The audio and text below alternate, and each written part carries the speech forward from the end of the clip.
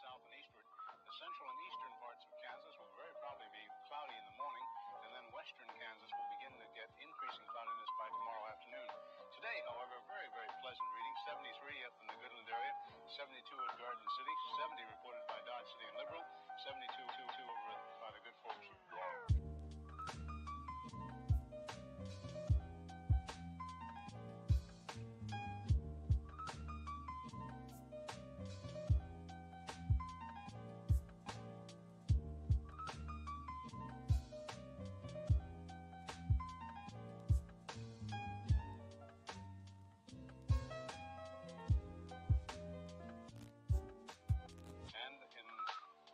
City Blackwell area, 68 degrees today.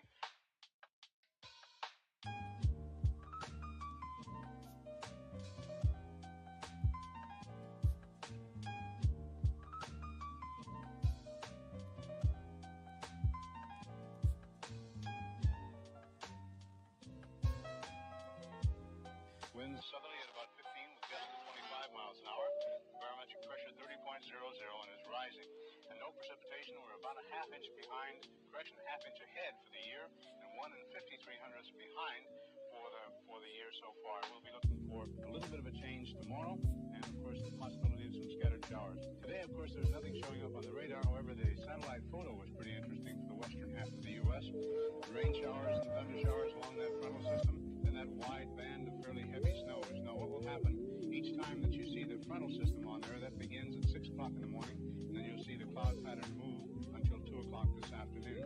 So as of that time, of course, the front was way off in the northwest. Now, however, it's moving into the central part of the nation with a couple of high-pressure cells behind it.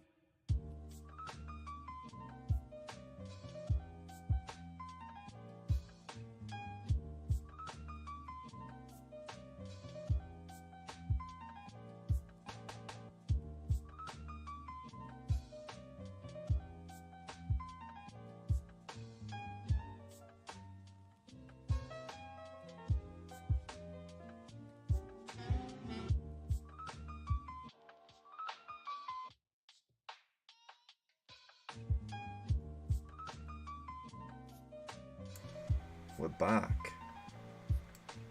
Let me just sort the volume out. If people give me feedback, do you want the music on in the background? I need to try and figure out the volume levels just to make sure that the music isn't too loud over me. So we'll try that. Okay.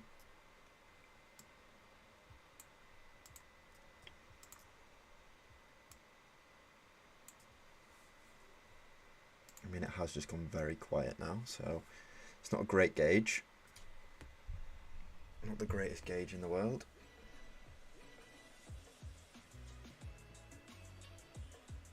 Right, I think that music needs to go down a bit, doesn't it? Let's be honest.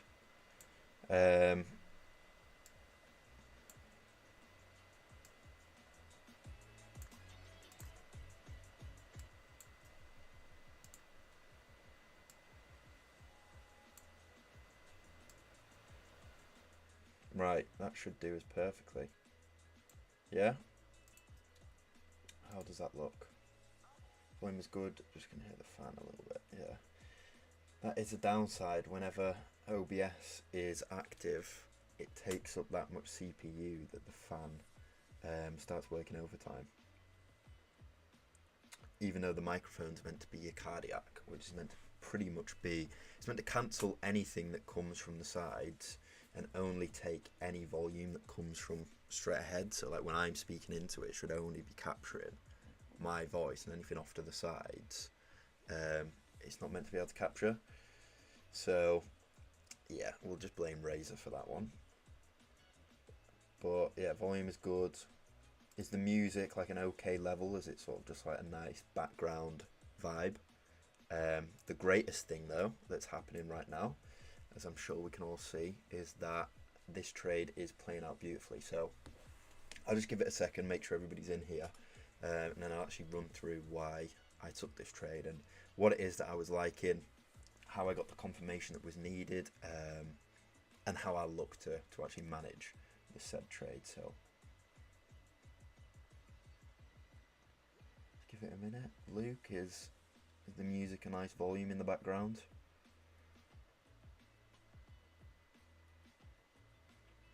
I mean, let's roll with it. Let's roll with it. So I think I started off on the 5 minute. That is exactly what I was looking for. So although I've just identified this section as the impulsive wave, that's just because that's where the majority of the volatility came from. This region is pretty much just an accumulation. Although it is still part of the impulsive wave down, it's not it's not too important to us because I don't believe there's going to be any positions in there that we're looking to mitigate. However, the relevance it does have is the fact that it does surpass the previous low in the market. So it does make this lower low down here. Obviously this being the protected high, once we've broken that low and put in that lower low, this then becomes a protected high. So just looking inside of that, and in my eyes, everything in here has already been mitigated by this move higher. That's what this had the purpose of doing, was mitigating anything that was remaining in that position. So to me, this is the section we want to look at. Inside of here, the reason I've selected this region is because A, there is something on the lower time frames that is there. Also, we've just left a little bit of liquidity in the market at that region. So I did like the idea that we'll just sweep through said liquidity, tap into that zone and then reverse. Once we tapped in, if we go to the 1 minute, we've got a very nice distribution here, evident just by some liquidity build up.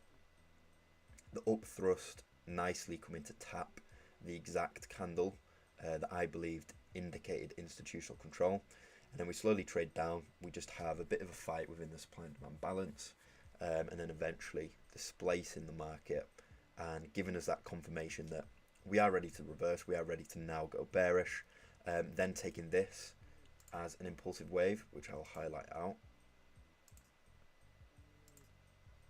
as an impulsive wave. Looking inside of that impulsive wave and thinking, right, this is probably the best unmitigated position, a lot of liquidity that can be ran at the same time. I sent out the initial message when price was sort of at this region, just because it was rejecting, and I thought that there is a chance that it may disregard a mitigation and just trade lower. However, over time, we did slowly trade up, perfectly wicking and tapping into the zone that I wanted to see get mitigated. I was watching that on the 15-second, another clear distribution where we just see price build up some liquidity, the up thrust coming to perfectly tap the zone. We displace the distribution, and then I looked at the side of this as an impulsive wave, and the best unmitigated position. We can see it's very back and forth, and then we have a heavy push down, and then from the bottom of this wick all the way up, we have a heavy buy before sell. And the reason that it's a bit more confirmed is because when it's a wick, we know that they are taking over control, just because price didn't stay in this region for a very long time. It was a very quick push up and then a very quick reversal back down. So I was hoping that price may tap into that.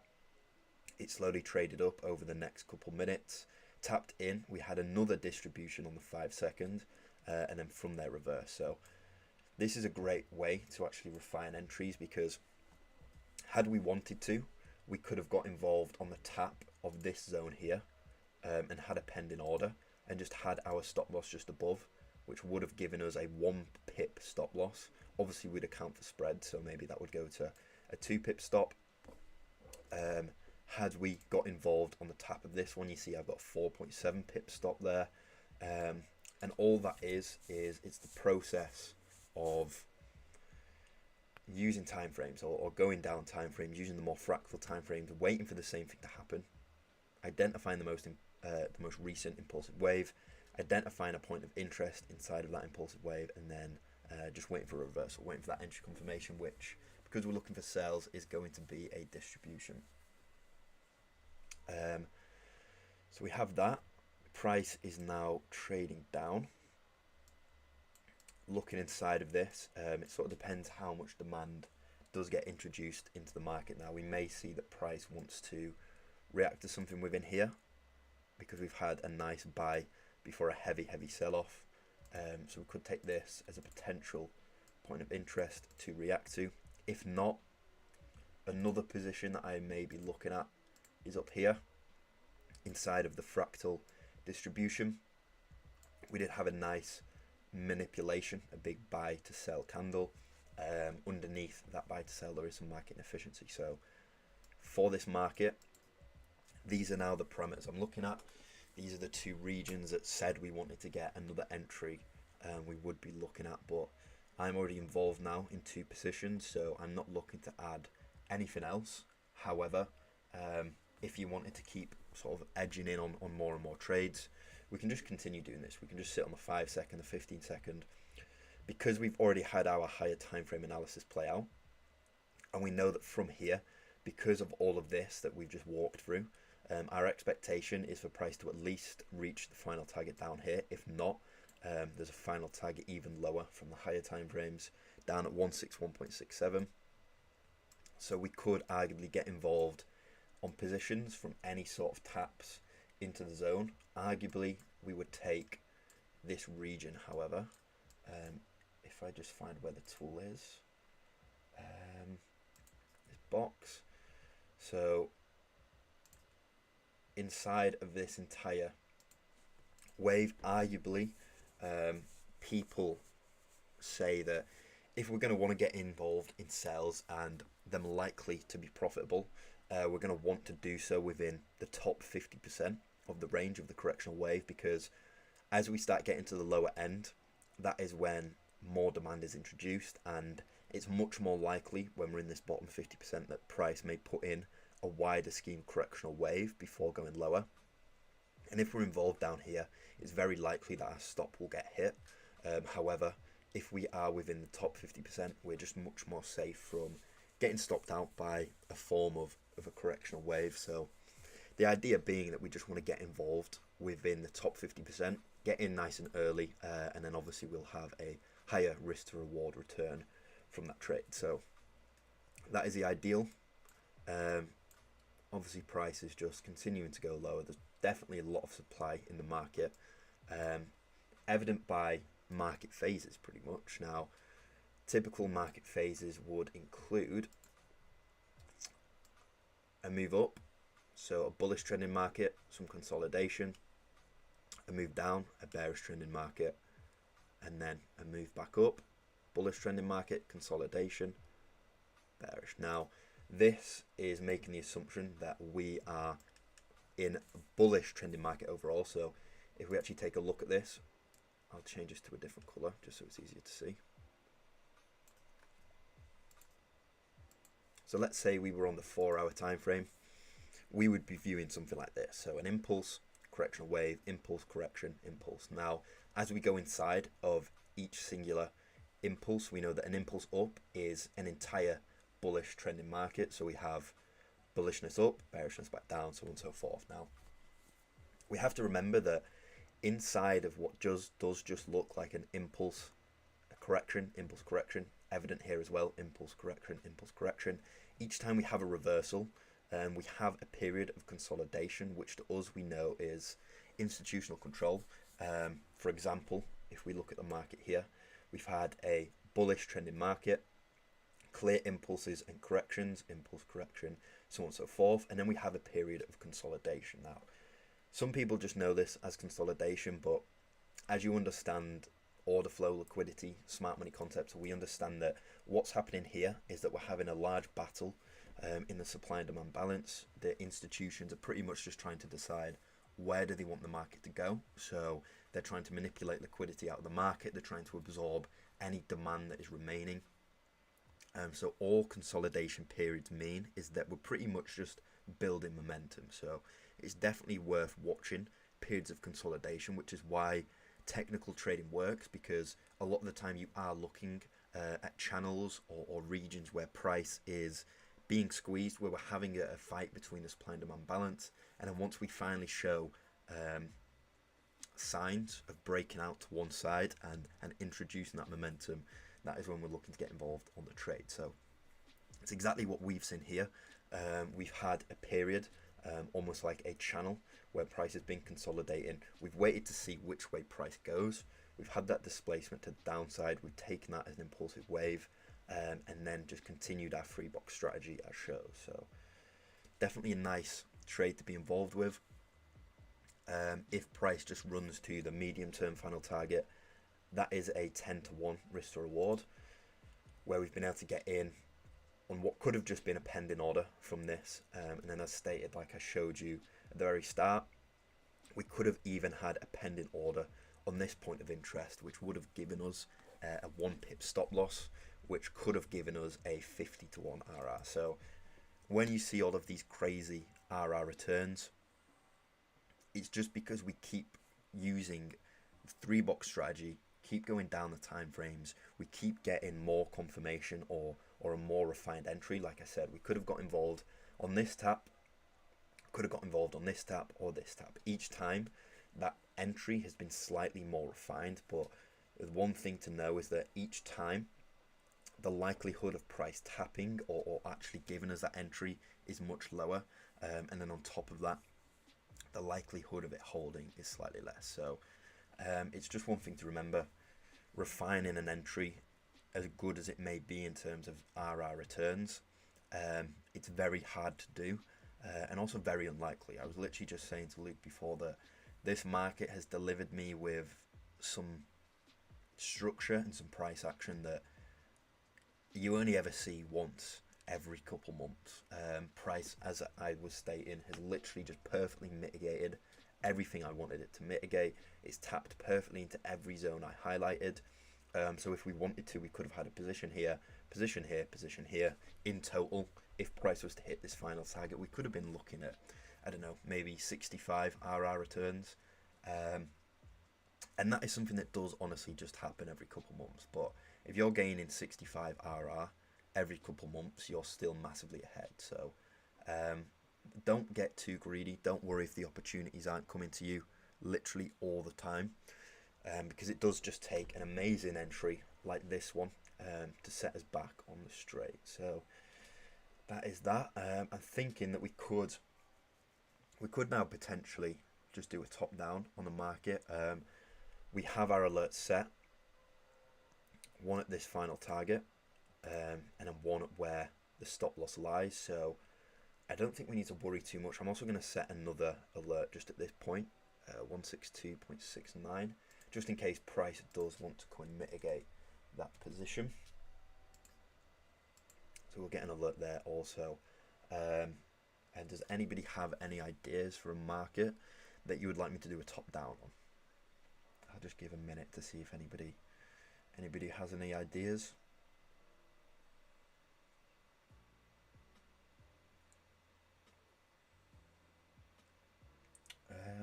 Doesn't seem like there's any specific markets anybody would like. Just take a quick drink.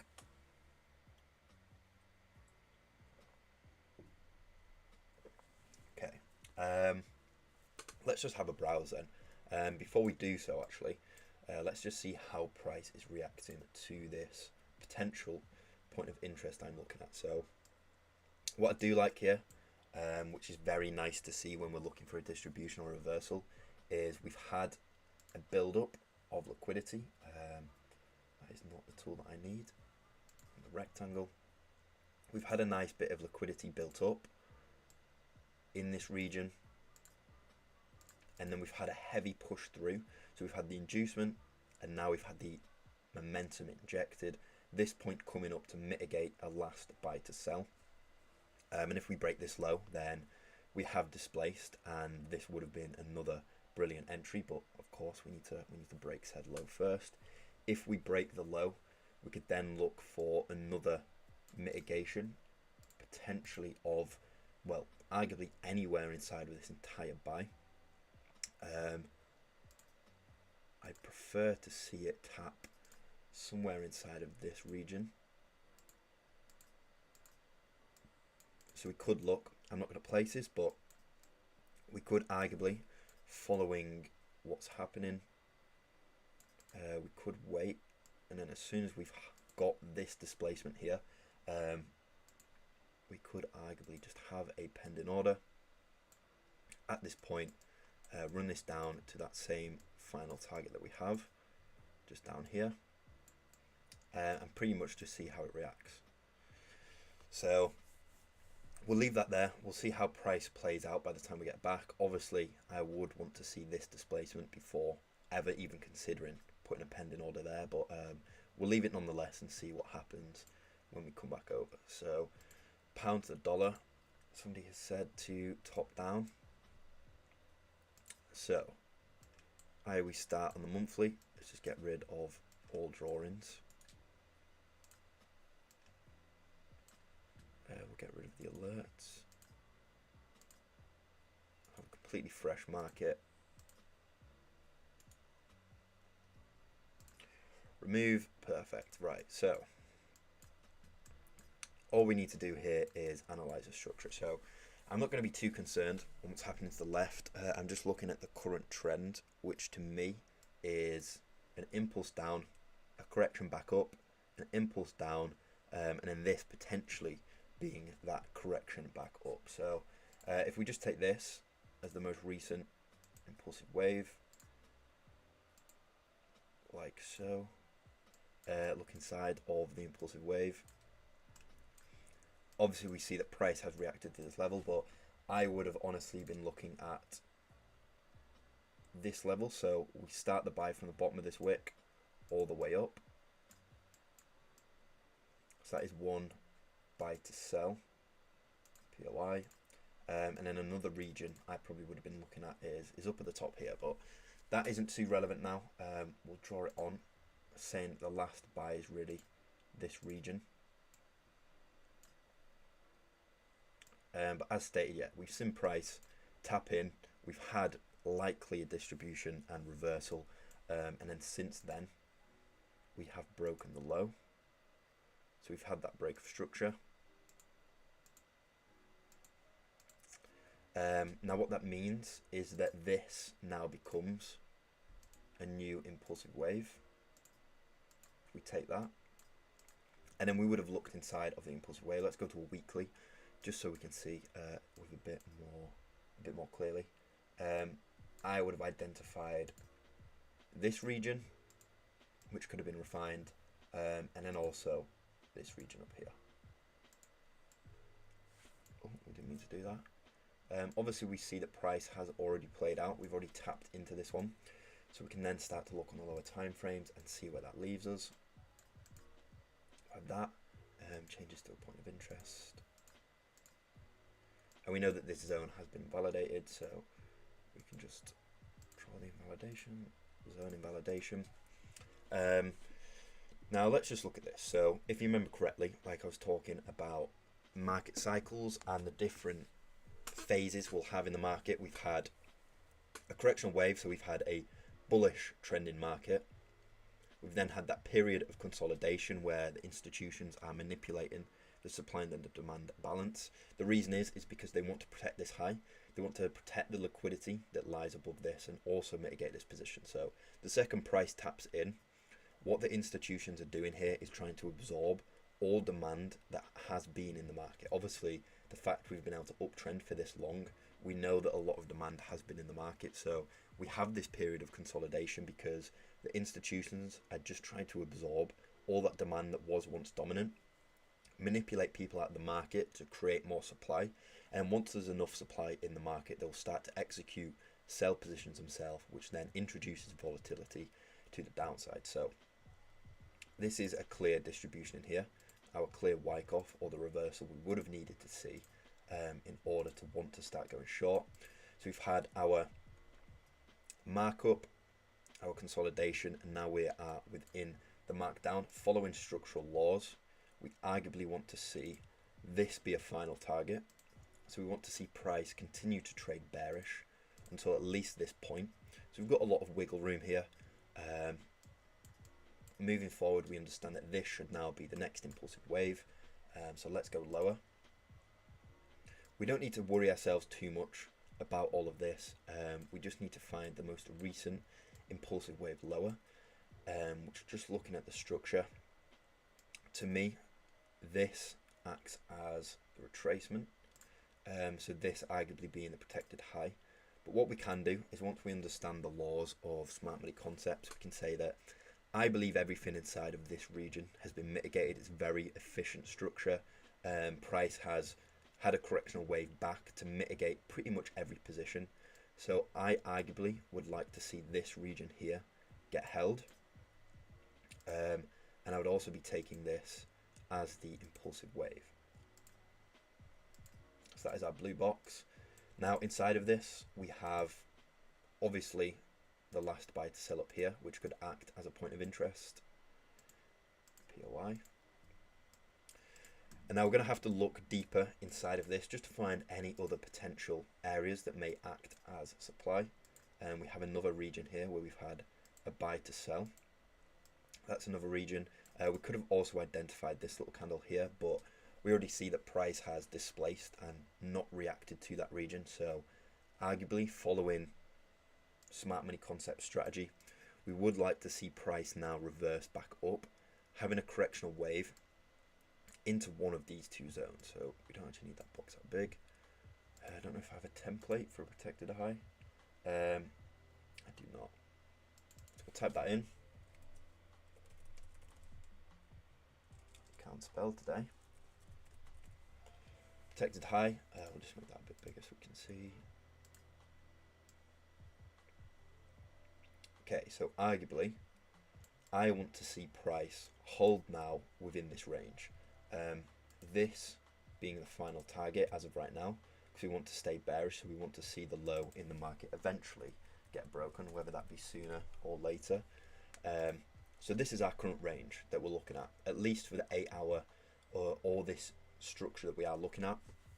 This is our range. We want to see this high get protected, and we want to see price eventually surpass this final target, whenever that may be. Now, inside of the impulsive wave, these are two very clear points of interest that we have left over, areas where the institutions have open positions in order to manipulate the market or manipulate that supply and demand balance.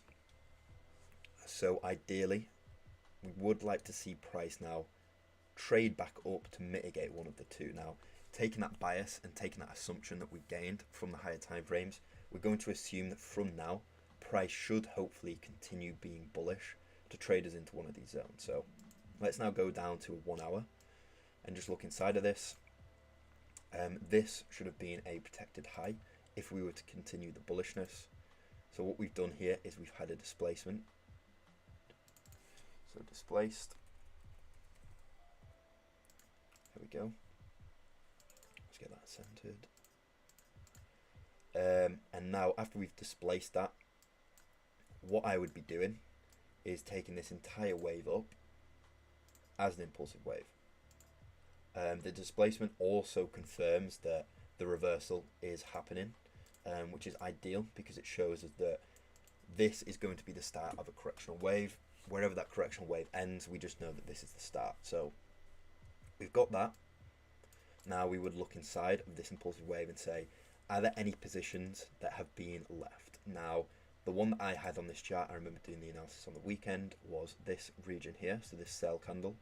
This is one that I was looking at, which price is quite nicely currently holding within, although it's not showing many signs of having demand get introduced after the tap. So we have this point of interest, and then on top of that, I'd like to think that with this large wick down here, there's probably going to be some form of position left unmitigated down here. So I'm just going to highlight this, and we may potentially want to actually just go to a 15-minute just to see what happened. Yeah, so we can see that this was an accumulation on the lower time frames, and this sell candle right here, this was a creation of the spring within the accumulation. So it seems like price never actually came back down to test this last sell. So it's likely that what's happened here is we've left that unmitigated. Now, because price is seeming to be hesitant to really reverse from this region, that may be because price actually wants to come lower and mitigate the position left over here. I see that bullish run happening too. Yeah. Did you see the displacement as well? I think following structure, it would be nice now, as you say, yeah, to see bullishness emerge. The other thing that's quite nice is with this initial impulsive wave higher, there's clearly been a lot of demand. This heavy high volume push through here, it shows us that at that point there was a lot of demand in the market. So it's not as if we're seeing a displacement where it's very slow, lots of retracement, the impulses aren't very volatile. That's not all what we've seen here. And we've also had a large distribution. Now, when we have prolonged Wyckoff, it usually means that there's a lot of the supply or demand to absorb, so in this case demand, and because of that, because we know that there was a lot of demand for the institutions to absorb, we know that there's likely a lot of demand that they can reintroduce. So that's why I don't like the idea of price actually reversing in this region, because how much demand should be in at the start of a bullish run, once we have the tap of a zone that we wanted to tap, we should see price just take off. Now, we did originally see that, and I was looking to get involved in some bullish or some buy positions somewhere within this region. However, as we can see, price did actually come down, run the liquidity lows, and is still holding in this region. So my bias as of right now arguably is for price to want to trade back down, tap into this position, and then make that move lower. But we'll just have to be careful. No matter what our bias says, price can always go against the bias. We are just working on probability. It's never 100% confirmed, so just got to be careful with that. But regardless, working down from the monthly to what we are now on the 15-minute, the bias being that we find a reversal power inside of one of these two demand zones. I'll actually change those two demand zones, point of interest demand, just so it doesn't get confusing. Red box is a supply and the light blue being demand. So yeah, just hoping to find some reversal power inside of one of these two zones, that then taking us up into one of the said two supply zones. So if we draw that out, we just want to see price reverse somewhere in this region and do one of these two things. So that is my bias for the market. Short-term sell, medium-term buy, long-term sell. So that is exactly what a top-down should do for us. It should give us biases. Of course, we are intraday traders, so I'm not going to sit around and wait for price to retrace back up to one of these zones. We need to find ways to be involved in the short term. So as I stated, because price is very sideways as of current, and not showing many trading opportunities, I would be hesitant to actually place anything on this market until a more steady bias is confirmed in the short term. And what I mean by that is that we're either going to break through this demand zone, in which case we know that we're either going to trade into this one or invalidate this completely, in which case we could look to get in very short-term sells into this region. If not, we'd then want to see this high get broken, Once that high is broken, we then have some early confirmation that we're ready to go bullish, that we have reversed from this zone. So we're looking for either a break of structure here to start looking for longs, or we're looking for the zone to be invalidated to look for very short-term sells, or to just be patient and see what price does. Am I looking at any other pairs this week? The markets have been strange. To be honest, the pound to dollar and the euro US, the euro to the dollar, they've been very hard to trade. This is very advanced level of smart money concepts. I do know people who have been getting involved. I'll try and analyze this region for you just to see how we can look to get involved, but when it's not a trending market, it's very, very difficult to get involved in positions. So what we could have seen is that in the market, we set this high, and then the second we broke this low, this becomes a protected high. And then when we came up to actually break what should have been a protected high, that is early confirmation to go bullish. So what I did is I took this as an entire bullish leg.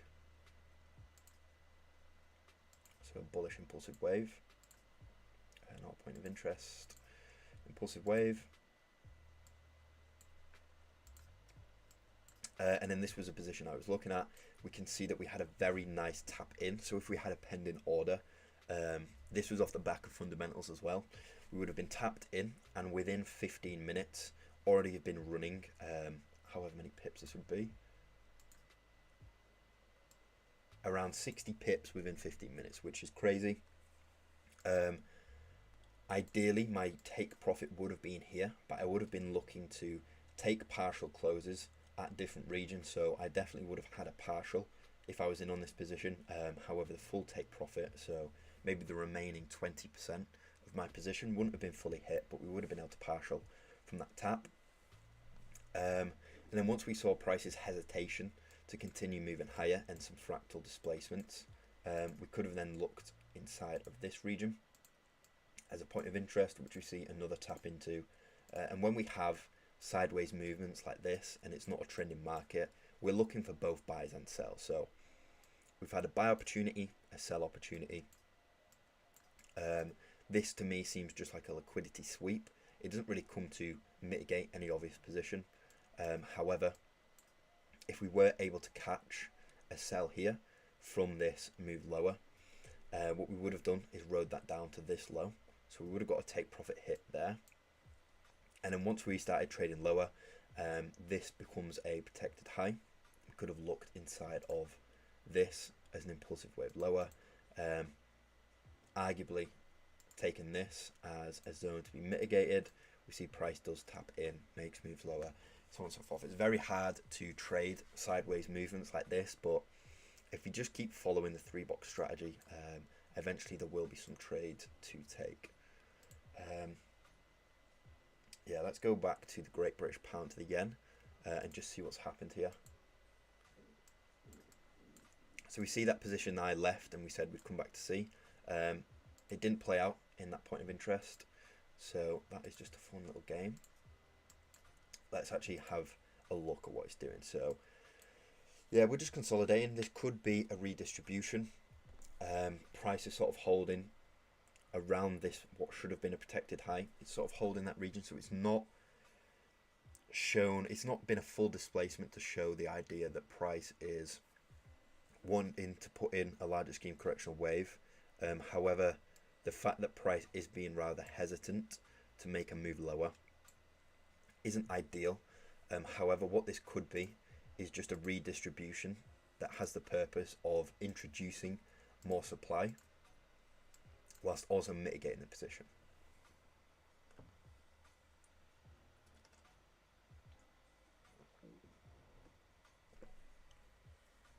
Ryan. Hello Ryan, how are we getting on?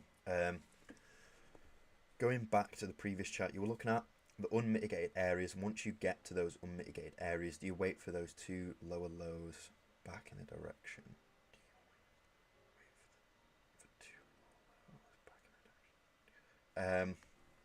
So back to the GU, I'm guessing, the pound US. you'll have to explain which sort of time frame I was on, or which region I was looking at. Or were you talking about the euro to US dollar? Basically intrigued. Want to get into an unmitigated area. What behaviour do you like to see in that area to confirm enough okay, right, now I get what you mean. So what is it I'm looking at basically once price taps into a point of interest? What is it I like to see in order to get involved in a trade? I think the pound yen is a great example because the entry that we gained from this was very ideal. So I'll go back to Euro USD and look for that region you were talking about just in a second, but there's no all entry confirmation, all distribution, all Wyckoff is completely different, so it's very hard to put an ideal on what you want to see. There's just a couple of laws that I always follow and laws that we want to see. Now, the best thing for us to see for starters is once we've got a refined point of interest that has been confirmed to us as being likely to be held, the first thing that I like to see is, do we have liquidity being built up underneath the zone? So straight away in this region, if I just get the paint tool out, all of this is acting as liquidity underneath our point of interest. Now we're building this up, we're showing multiple signs of a reversal, but because we are waiting for the tap of that point of interest, we're not letting the market manipulate us out. We're waiting for price to fully tap this, and even if it doesn't, we're happy to not get involved in a position because we haven't been delivered what we want to see. Now, following the structure, we could have said that on the lower time frames, this right here should have been a protected low. So when we see this, what I know as a sign of weakness in a distribution, a lot of people are then looking to execute short positions. Now, the greatest thing about this bear trap, the sign of weakness being a bear trap, is that if we were to see this and we weren't following the 3-box strategy, I would have taken this as an impulsive wave, and then once we saw the retest and tap into that last buy before sell, some people would have executed sell positions here. Yes, they would have started to get in some slight profits, but little do they know we're undergoing a wide scheme Wyckoff schematic. So here, that being a distribution, and straight after what happens when we see the bear trap is to manipulate all those people that got involved in the sells in this region. That's when we see the up thrust get created. So I'll actually run through all the events of a distribution and sort of explain the relevance that they have. So if we just get the text tool, this is our buying climax. So what's happened is that price has been trading, if you bear with me, price has been trading up. And this is the very first sign as we enter this region that price is reversing. Now, straight after the buying climax, we have the automatic reaction. Now, what that means is that typically for an automatic reaction, not all the time, it's a heavy move straight back down. So we know it's a buying climax because we come to an abrupt stop, evident by the fact that we've wicked, and then after we've wicked, we've instantly moved down with high selling pressure. Now, we know that this is the buying climax because, as we said, we've come to an abrupt stop.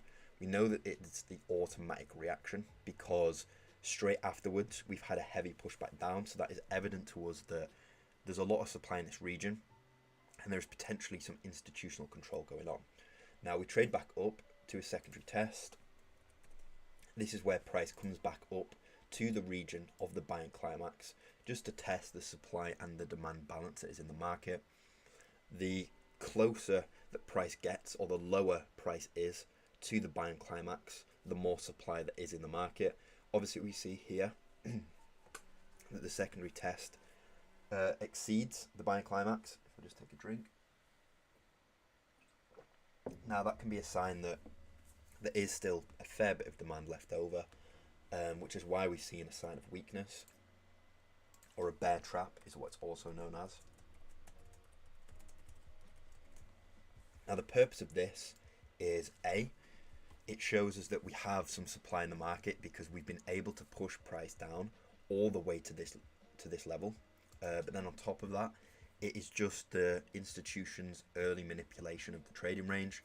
So what we've seen is, as I just gave in the example, a displacement, an ideal that it seems like price is retesting, and given us opportunities to go short. But little do we know, all that was the bear trap, and this is now where we start trading up. And the one thing that is also nice to see is that price, evident by this region here, price did want to actually reverse and react to this level. But what's happened is, as we were consolidating, the institutions realized that we have a lot of supply evident right now, and they're going to execute a very large buy position to push through this level that is pushing away at them, and also to manipulate all liquidity that was left over. So that's the up thrust. That is where we have a heavy push through all liquidity. And it's typically the up thrust that is going to give us that full mitigation of the zone that we're looking for. This is where the refinement of points of interest comes in handy, because when they're refined, we can tell whether or not that position has yet been mitigated. Because if I had just taken this entire buy region, I would be looking at this, and once it tapped, I would be getting involved on this bear trap, because I've said, right, I've already had the tap I need to have. Let's now get involved. But because we've refined the zone, we know, okay, even though price is showing signs of making a move lower, we've had the displacement, we know ourselves that we've not had a full mitigation yet. So let's just hold off and wait for price to fully play out. Now, what I like to see is I take the sign of weakness as the protected low. The reason for this is because typically phase A represents, in the higher time frame scheme of things, we've had a impulse up, correctional wave back down, and then the up thrust represents another impulsive wave up, where we have broken the high, so the final target. This should be a protected low now, as this is the lowest point, or the swing low, of that previous impulsive wave. So the second we see that get broken, we've had the displacement. Moving on from here, after the up thrust, it's typical to see a heavy move straight back down, because the institutions have now they've not got any reason now to keep price above at this level. And as well as that, it is at the up thrust that the institutions are executing their sell position. So a lot of liquidity, a lot of supply gets introduced here.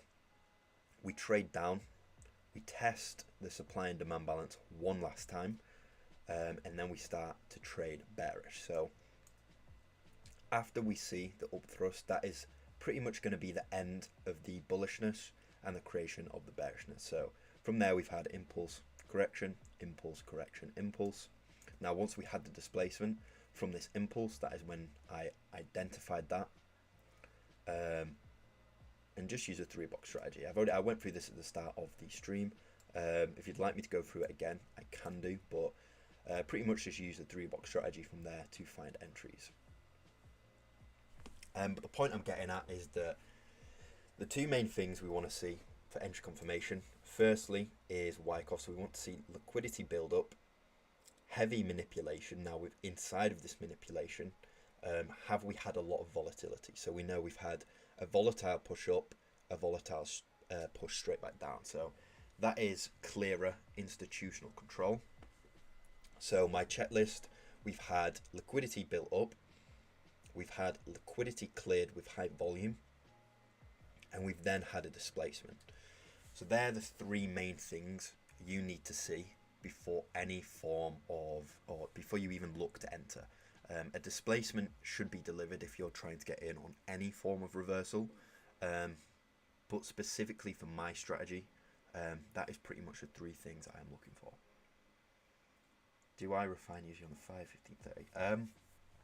It all depends what time frame you're viewing on, and what structure you're looking at. So I viewed this impulsive wave on the 1 minute. So when it comes to identifying a point of interest, for example, if we were to just follow the laws of the last buy to sell, arguably the last buy to sell is this entire region. So it's not always the fact that we have to go down timeframes to refine, but what I can look at is say, even though that's the last buy, I believe that the last region that has been left unmitigated is this, because we've had a push up. The wick shows that we've had, like we did with the up thrust, a high volume push up, and then straight afterwards a high volume push back down. Now, when we see a lot of volume like this, and when we see the market reverse so quickly and introduce so much volatility after the reversal, that's typically going to be institutional control. On top of that, if we were to have this entire region, we can now look inside of that point of interest and say, right, well, price has already retraced up to this point, so anywhere up to this point has already been mitigated. Price has already retraced and mitigated anything up to this level. So we can already try to refine that level to above that wick anyway, because we know that anything lower has already been mitigated. But as stated, the best way to refine a point of interest is just look for the exact point at where we think the institutions executed positions or took control.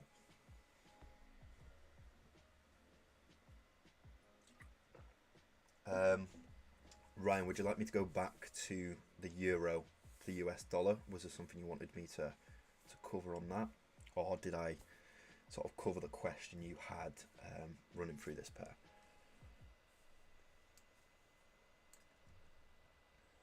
Let's just look at what price is doing as a current. A lot of rejection to the upside, so supply is clearly dominant, but because we have reversed, I'm assuming that the institutions just have something to mitigate or just want to manipulate some liquidity first, but this is still looking promising. By the looks of it, it seems like this sort of last buy to sell may be the region we see get mitigated, so definitely what I'm looking out for as of current. If this zone gets invalidated and we push through, that is when it's likely that this trade completely has been invalidated and the sell is likely no longer confirmed. Yeah, for sure, Ryan. Send any questions through. Any questions at all? Honestly, I don't mind answering.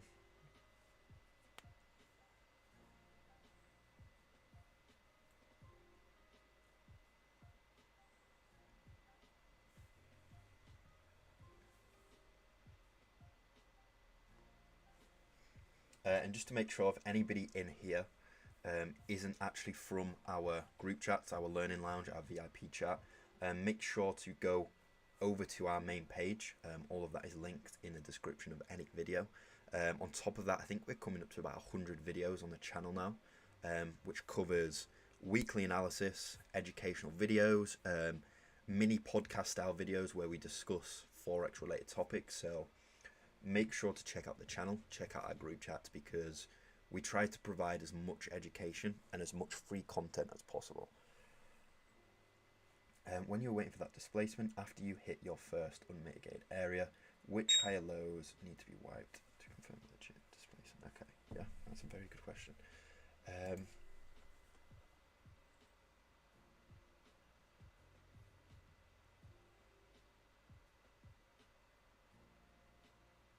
Okay, yeah.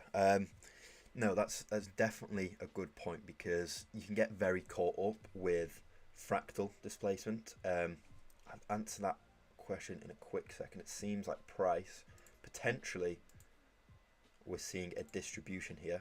So we've had liquidity build up, as we were saying. Liquidity build up just below that point of interest. After that's happened, we've had a high volume push through the liquidity. We'll probably see price sort of hover around this region for maybe 30 seconds to a minute, where we're trying to now absorb all demand. And then if we see a heavy push straight back down, that's a good sign. Or as I stated, if we see price actually push through this zone, that is quite a bad sign for us. We'll come back to that in a second. So yeah, it's a very valid question, because you could be looking inside of that and getting caught up thinking, well, maybe after we've seen this low get broken, is that a displacement?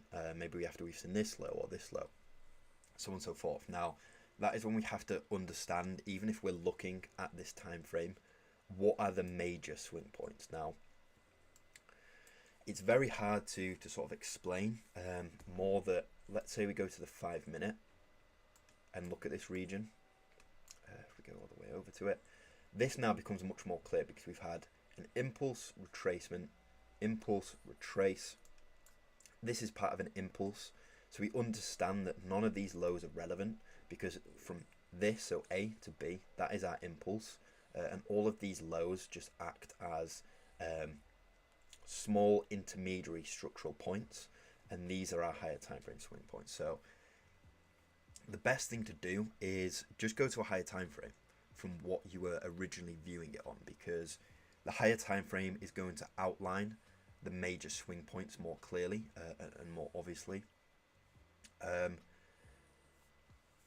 Because arguably I would say the higher time frame that swing point has been identified on, the more relevant it is. So I'll try and show an example. So we could have looked inside of here and said that, right, we've had, following this structure, the second that low was broken, we've had a displacement.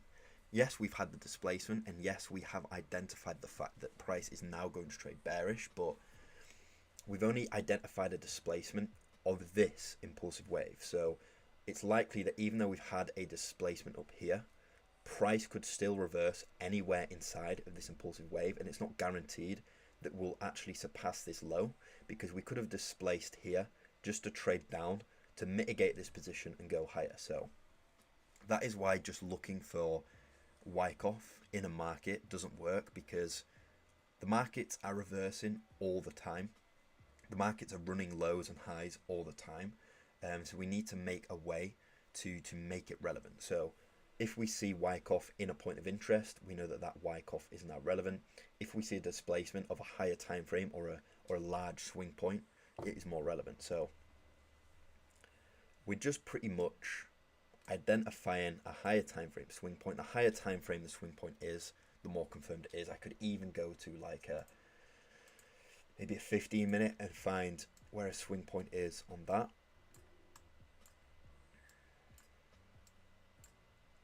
Now looking at the 15-minute, arguably I'd say this is the swing point. So we've only just displaced this low, and what we could have done then is, after seeing this displacement, now look to get involved in sales.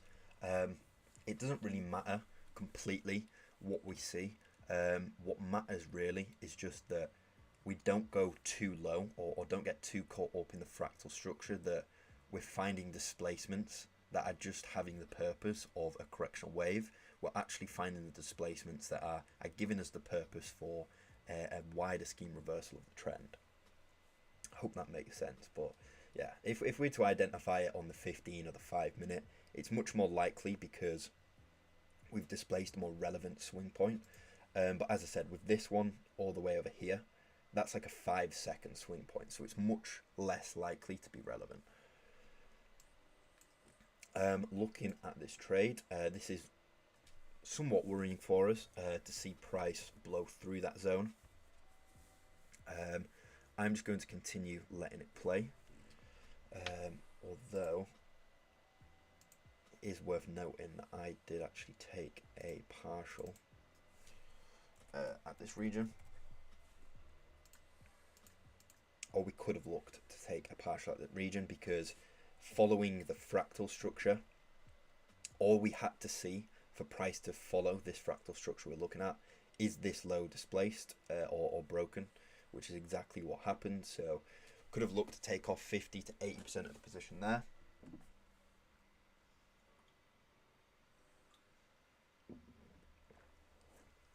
And the reason we do this is because after every single wave like this, it's not confirmed that we are going to continue this bearish trend. So we partial at a point that is more confirmed to happen. Obviously, it was very likely, given the entry confirmation we received, that price would at least surpass this low. But then moving forward from there, it's still not 100% confirmed that we are going to continue going bearish forward. So we basically would have partialed at, I don't know, something like, what RR is this? 4.5, let's say. I would have probably taken 50 to 80% off at 4.5 RR, and then let that remaining 50 to 20% run at that final target. Something that will come with time price. Yeah. It's one of those for me. The one thing I've always said, and a friend that I was actually mentoring for some time, the one thing that I would always say to him is that you can watch videos, you can listen to mentors, you can watch this stream, you can listen to me, but the one thing that is going to teach you the most is time in the market, is just being a trader or being an analyst for so long. You just understand what things you like to see, what things play out more often than not. Like I said, it's quite hard for me to understand exactly where I want to see a displacement each time, but in my head I can just look at the market and know, okay, this is exactly where I want to see get displaced, because in my earlier days I've gone through trial and error of hoping that this was a displacement or this was a displacement, so on and so forth. So you kind of just get a gauge for what is best for you and what you like to see. But also remembering that everybody is going to be different, and the way that I view the market doesn't have to be the way that you view the market. You can just take what I'm telling you with, you know, a pinch of salt, and then go and specialize that into your own strategy. That is the amazing thing about trading, is that we are just working with probability. The one thing that you can refer it to is, it's not gambling, but if you were to go to a casino, it's only gambling if you are the person going to the casino and giving them your money. The casino itself isn't gambling, because they set their own odds. They set the odds, and they make sure that they are winning more than they are losing. Casinos are profitable. Why? Because they set their own odds. The casino itself isn't gambling, because they have set rules in place and set criteria and set odds in place to give them that edge, to put the percentage chance in their favour. So that is pretty much what we're doing with trading. We're not gambling, but we are tailoring the odds into our favour and creating a strategy that has an edge. And once we have an edge, it is no longer gambling. But don't get me wrong, if you were to just load up the charts without any knowledge and place trades, yes, that's gambling.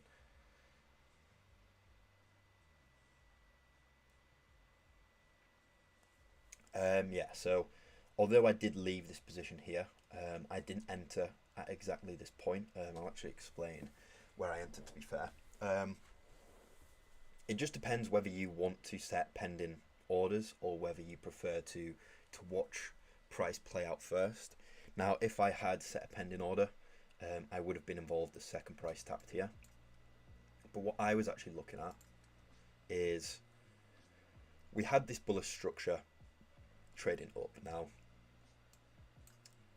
we need some sort of sign that price is reversing or ready to displace this bullish structure, because at this point we are still within bullish structure. Of course, we've got the confluence that price has tapped the point of interest, which is a decent percentage chance enough, which is why we can get away with pending orders, because there is still a chance that price is going to reverse here. But if we want to give ourselves that added confluence or that added percentage chance that price is going to do what we want to do, A, we could either look for the displacement, or B, as I saw inside of this distribution, we saw the distribution get displaced, so we displaced the distribution. Straight afterwards, I saw price trade up. I was looking at this zone, and once we started to reject from that zone, that is when I entered, because we were showing signs that A, we've already tapped into this, which we could have entered anyway, but then B, we're showing early signs of wanting to go bearish, because we're mitigating positions, protecting that high, and struggling to really make runs higher. So just analysing the supply and demand balance, a very heavy push back down, which is evidence that there's a lot of supply in the market. The push straight back up of what should have been an impulsive wave, there was a lot of rejection, a lot of correctional waves back down. Now, if we wanted to see price continue with bullishness, we'd have to see a lot more volatility to the upside.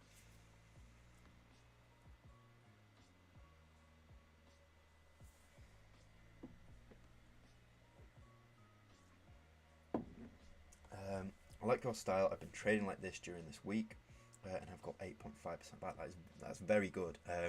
If you can consistently make over 5% a week, you're doing better than, I'd say, 90% of people out there.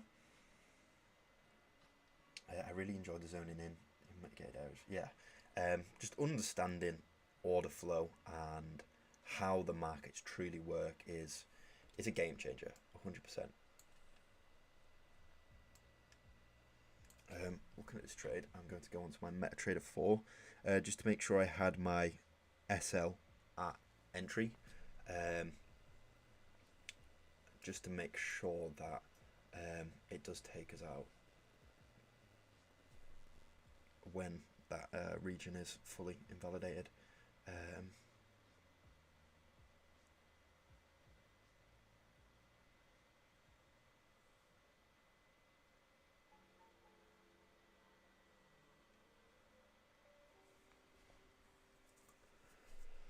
Okay, right, we're all sorted. Definitely strange, in all fairness, the fact that it has done this, just because following all laws, it's strange it has traded like this, but this happens. This happens likely. It could just be a case that price wants to come and mitigate a higher position, or there is just too much demand in the market for us to continue with this move. Either or is completely valid. We have to remember that looking at it structurally, in the lower time frame scheme of things, this should have been a protected high. So we have technically displaced the bearishness,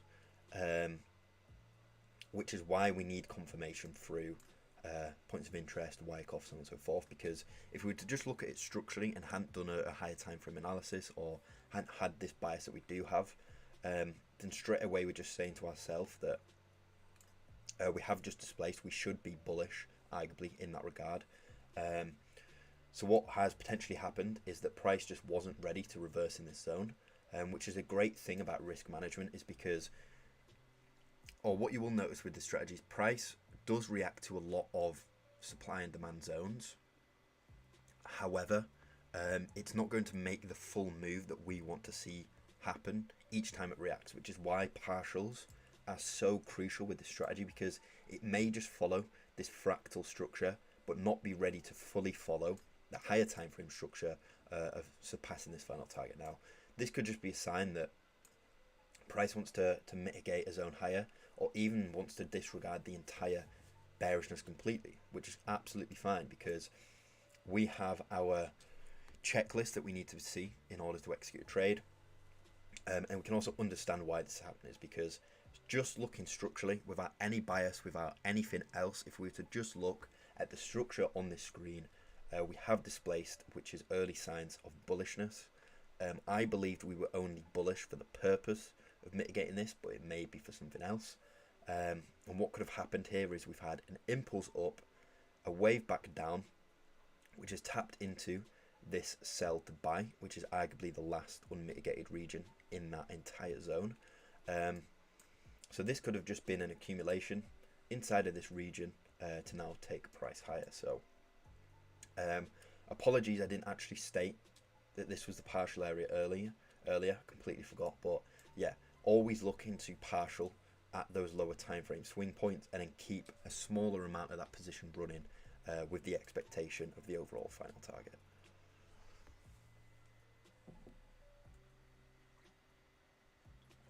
Great British Pound USD has blown up as well. I'll go take a look at that now. The pound to the dollar. Yes, I see actually. What position did Luke have on this? A buy position. That's a great entry there.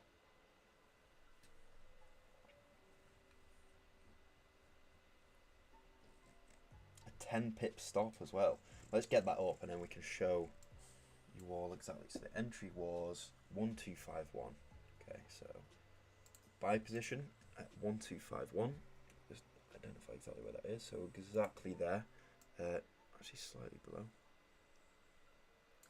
There. Stop loss was 10 pips. So 251. There we go. And then take is all the way up at 2611. So we'll just type that one in.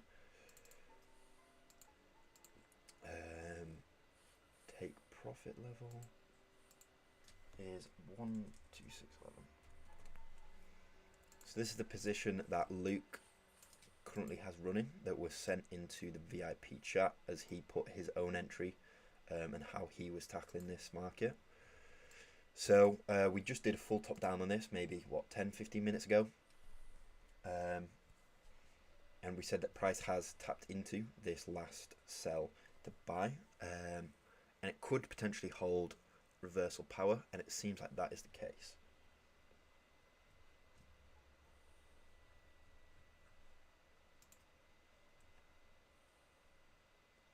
Does anybody have any questions as we're sort of just sitting around for a couple of minutes? Does anyone have any pressing questions? Anything that I've run through that is slightly confusing, or anything you'd like me to go through? Or on top of that, if there's any pairs you'd like me to take a look at or potentially analyse, now is the chance to ask away.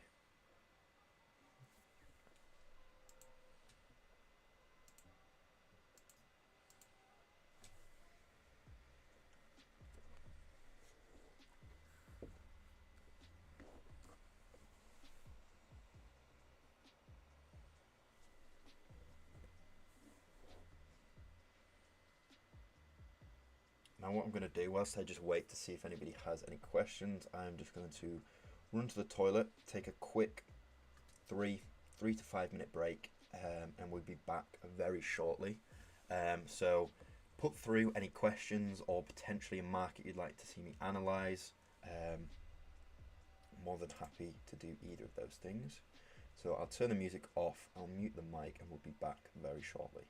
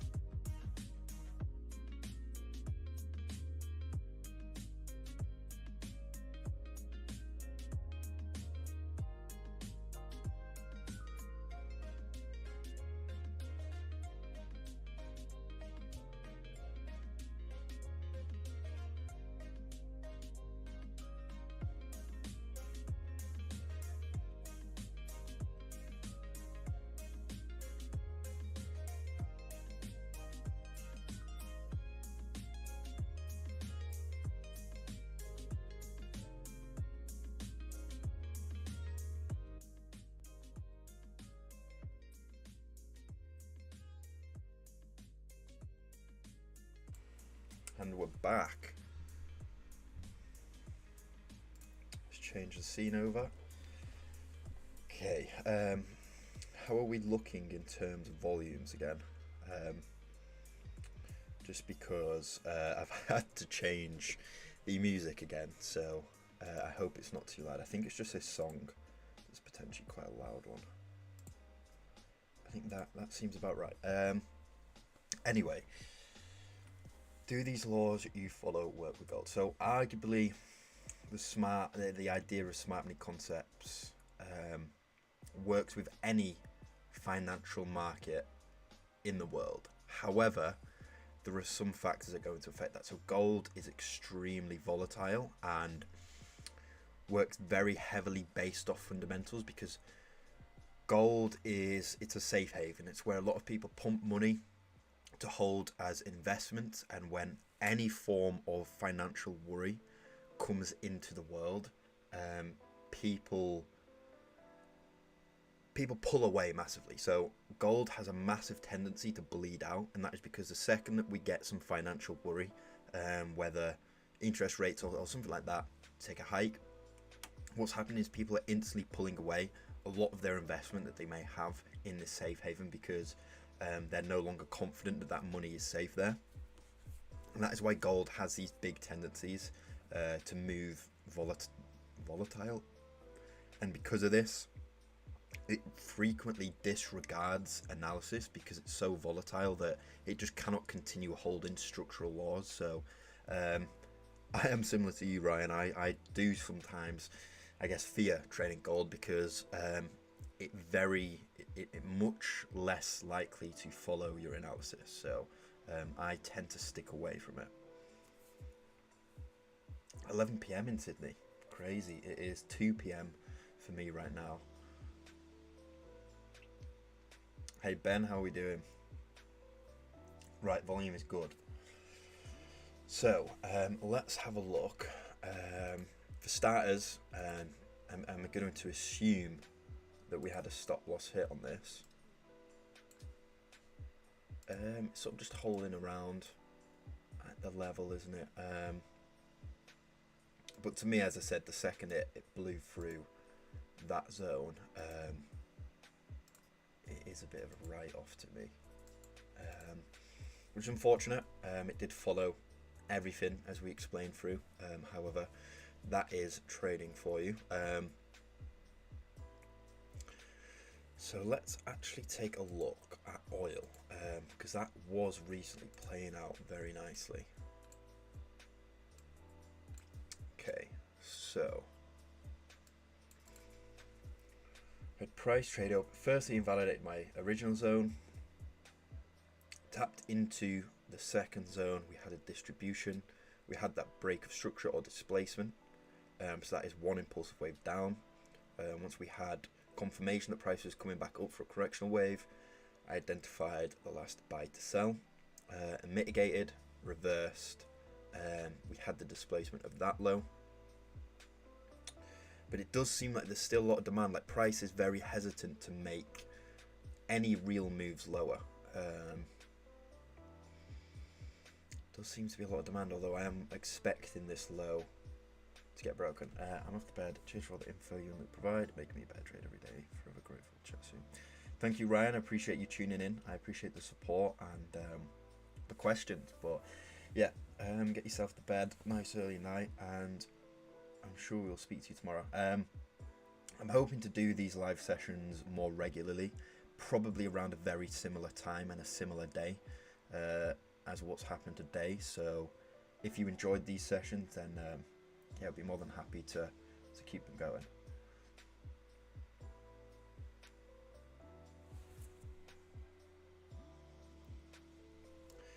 Yeah, with the oil market, let's just go down quickly. Just see if I've correctly refined this zone.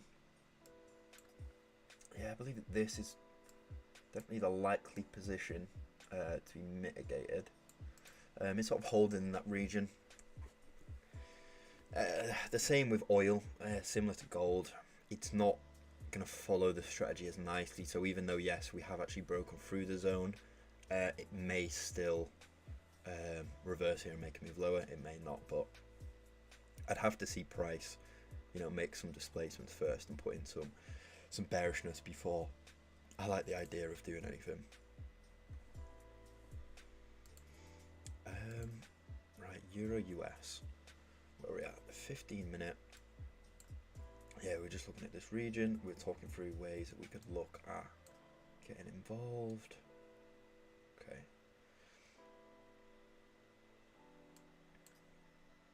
I've had this, and I sweep, and we're just holding in this range currently. Now, I do like the idea of this position needing to be mitigated. So this wick just there, let me go lower just to fully identify it more precisely.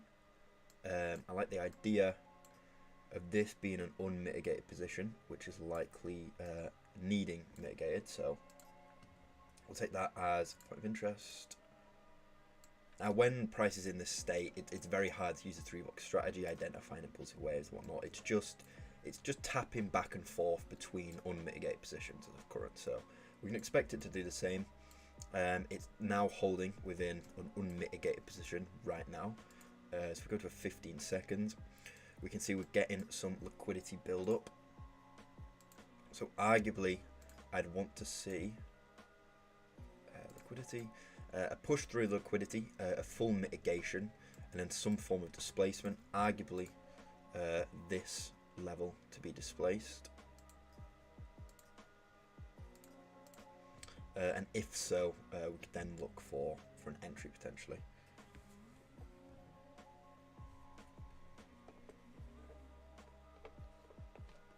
But how's everybody finding the stream so far? Is there any pointers? This is the first one we've done, the first proper one we've done on the LAGFX channel. So any feedback is highly appreciated, because this is a new avenue for us, completely new learning curve.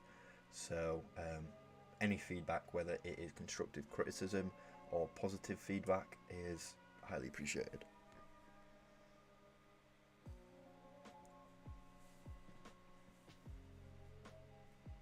And what we can do is we can do a top down of a different market, just give an insight of something else. If anybody has a market you'd like to see a top down on, maybe it's a market you've been analysing yourself recently and you'd like to see my outlook on it, then feel free to send that through and we can take a look together.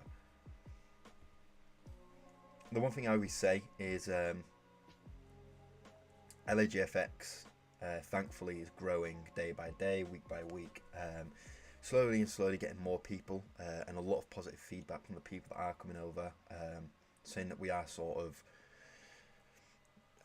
the group, the team. I don't really like saying team. We're the people they sort of needed in the industry, where we try to keep everything, you know, straight up, straight how it is, and just provide as much information as possible without any hidden ties or hidden fees or anything like that. So my point being, when we do these live sessions, I advise everyone that joins them to just try and pick our brains as much as possible, just get as much information out of us as you can, because we are never hesitant about answering questions, so feel free to get them down. Kyoto, appreciate that. Let's see a top down. Yeah, let's get on a market. Let's do a top down. Let's put an alert here.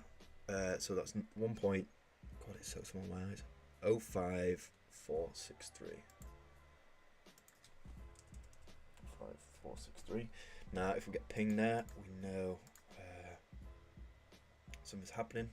I'm also going to put an alert at like the 50% mitigation. So, that 5577.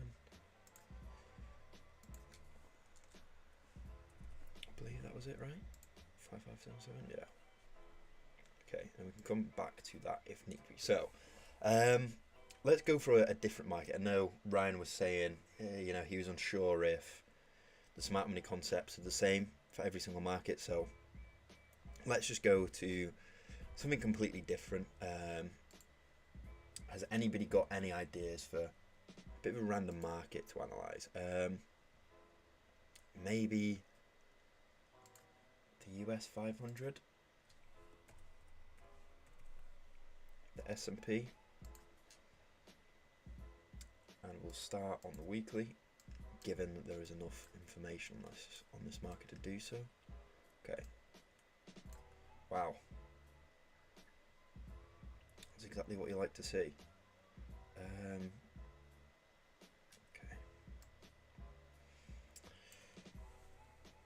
Is everybody happy with this? The US 500, the S&P? Would you like to see a top down on this?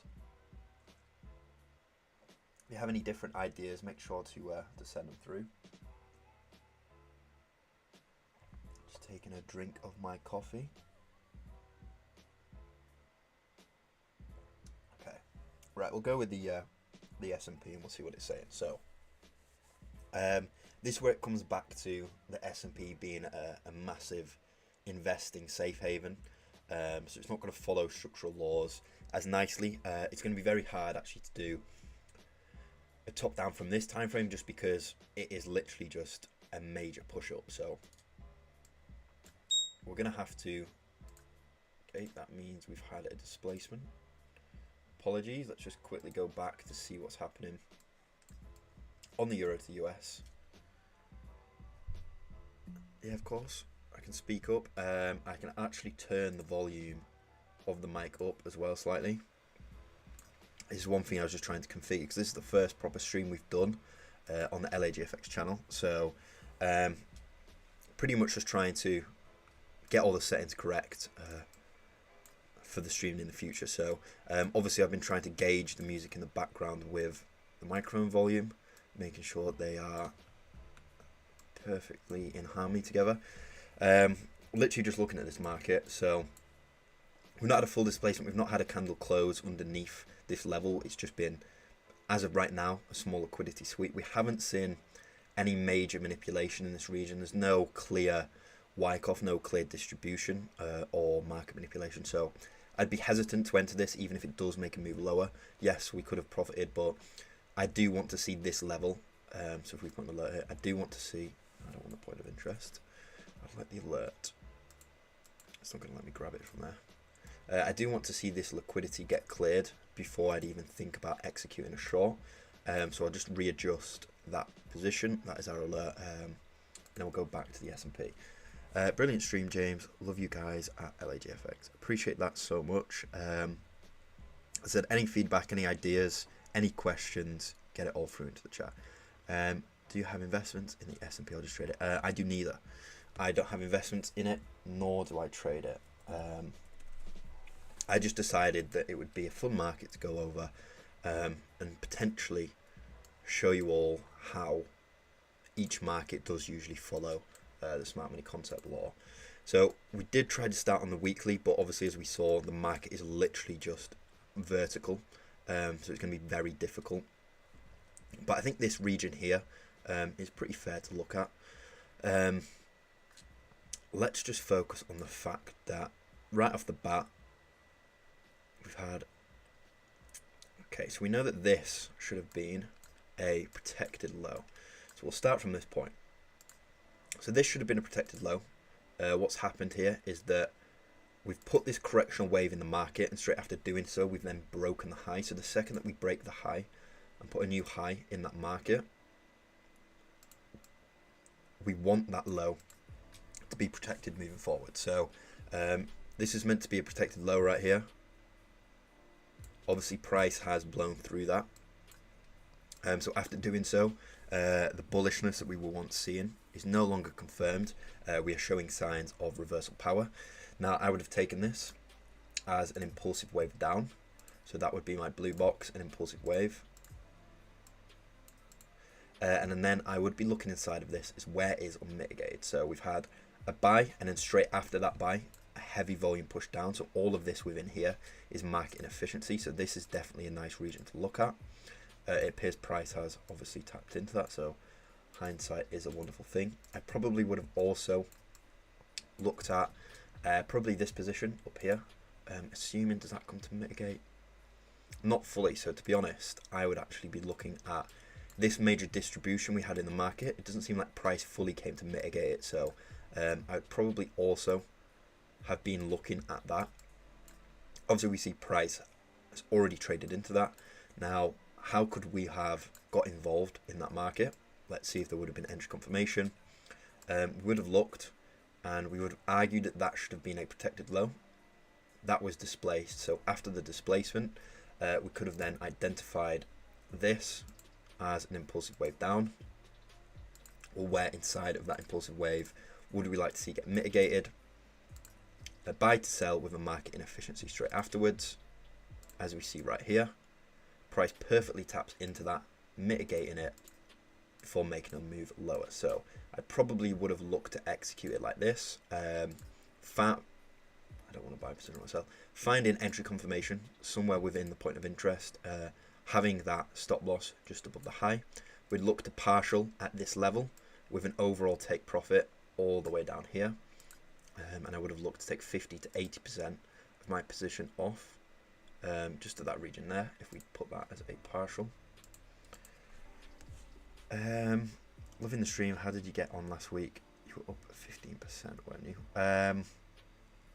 I'm not 100% sure. I didn't add it all up, but I believe it was something like, I think halfway through last week we were about 18%, and I think we took a loss. So we probably were looking at, yeah, around 15%, given that everybody risked 2% and all entries were the same, all partials were the same, so on and so forth. But yeah, there was the opportunity to make up to 15%. So yeah, that is how I would have looked to execute a position in that region. Obviously, we can see that price played out quite perfectly.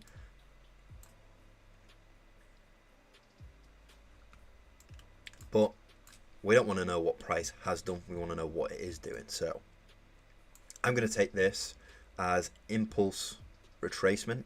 It seems like that it's come to mitigate a position somewhere in there. That doesn't matter because we've already had the reversal. We've had the displacement. So we don't need to worry now about what it's reversed to in there. Rather just worry about how can we tackle it moving forward. So let's look inside of here. We know that price is obviously distributed inside of whatever point of interest was left over. It seems like there's some form of buy to sell in there, and has traded down. This is our previous swing low, or the previous lower low in the market. So now we've surpassed that. We know that we've got a new lower low. Now we've surpassed it. We know that this now becomes a protected high in the higher time frame scheme of things. So if we go into this text, this is our protected high of the higher time frame.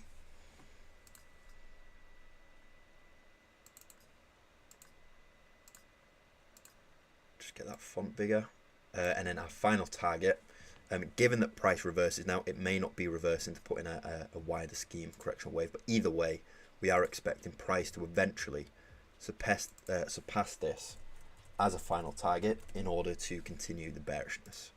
So looking inside of this, if we had to put in a wider scheme correctional wave, this move up here clears a lot of liquidity.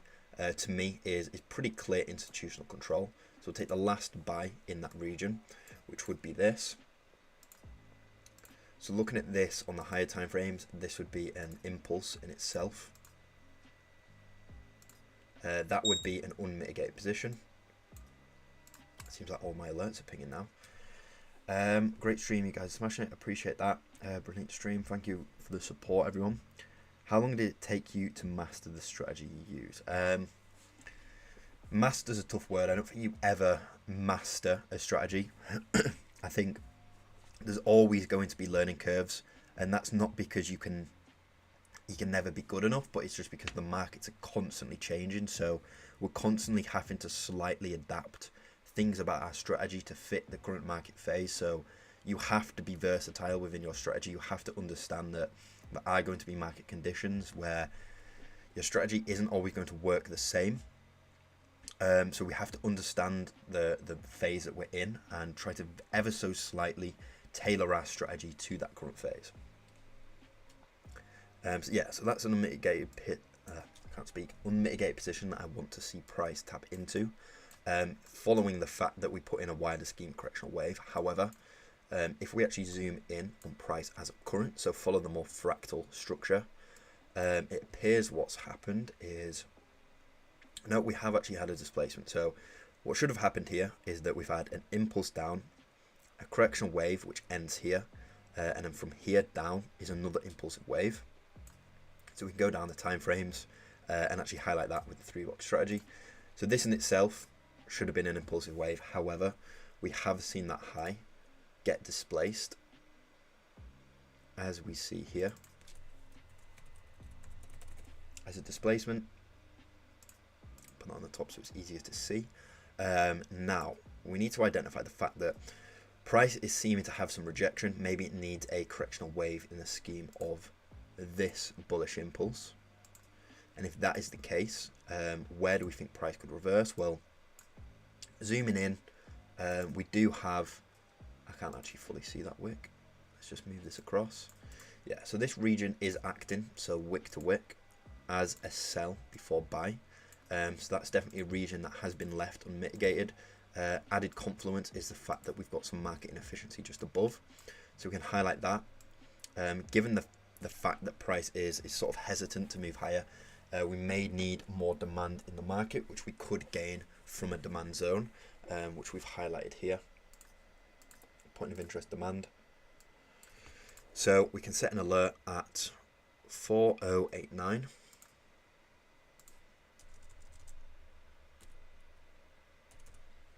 And just wait to see if price does tap into that. If not, then we could argue that we're either waiting for price to come and mitigate this position that looks very nice in the market, or following sort of medium term structure, which would see this as an impulse and this as a correction.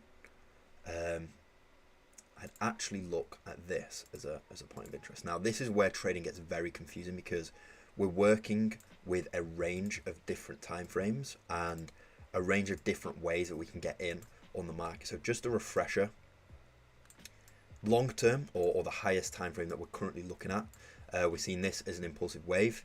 When we do eventually see a correctional wave, whether that be now or in the future, that is the zone I would like to see get mitigated. Now, looking mid-term, looking at medium-term structure, we've got correction, impulse. This is a correction within this impulse. So just to confuse things even more, we can add another box to the scheme of things. Now, what this is referencing is that is the most recent impulsive wave within the medium-term structure. Inside of that impulsive wave, the most likely position to get mitigated or cause reversal power is this. Now, if we were to follow the short-term structure, that is, as I stated, where we've had this displacement, where we can look to go long into a short. So we can look to try and go long into this zone. If price doesn't react from this zone, we can then look to continue going long into this zone, where we'd then hopefully go short. So that is my bias. That is a bias I've created from the top-down analysis I've done. These are the 3 regions that we want to focus on. So we've put another alert here at 4238.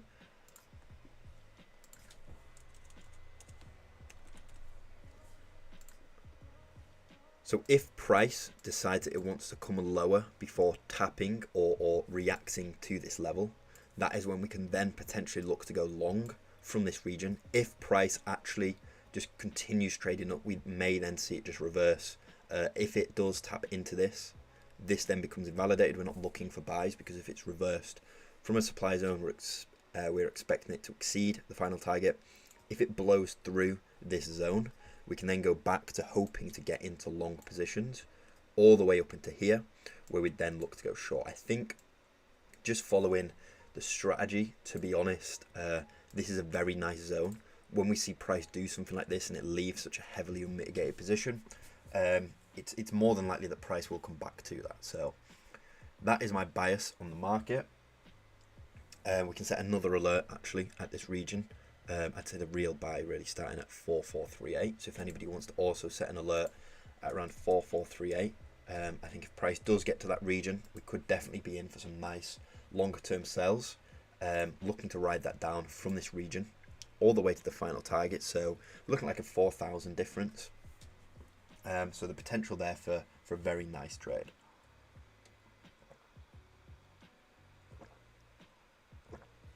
So we have now been live for 1 hour and 51 minutes. I think we'll go to 2 hours. So another 8-9 minutes, another 10ish minutes, and then we'll wrap it up. I hope everybody has been enjoying it so far. There hasn't been as much live trading, just because there's not that much in the markets. I've been doing a lot of analysis, but I think we'll end it off where I will now look at some of those alerts that pinged me. So I do believe there was one on the Australian dollar to the US dollar. Yeah, seems like price has just tapped into a point of interest I have highlighted. So just to explain through the market, this, in the scheme of things, is just bearish structure. Okay, it provided us with many great sell opportunities. It's been reacting quite nicely to different points of interest, and another example here of how, as long as we have good risk management and are looking to partial, we can get involved in sell positions without it exceeding our overall final target, but still profit. So that is a sell we managed to get in on. We partialed at that low, which was still an 8-to-1.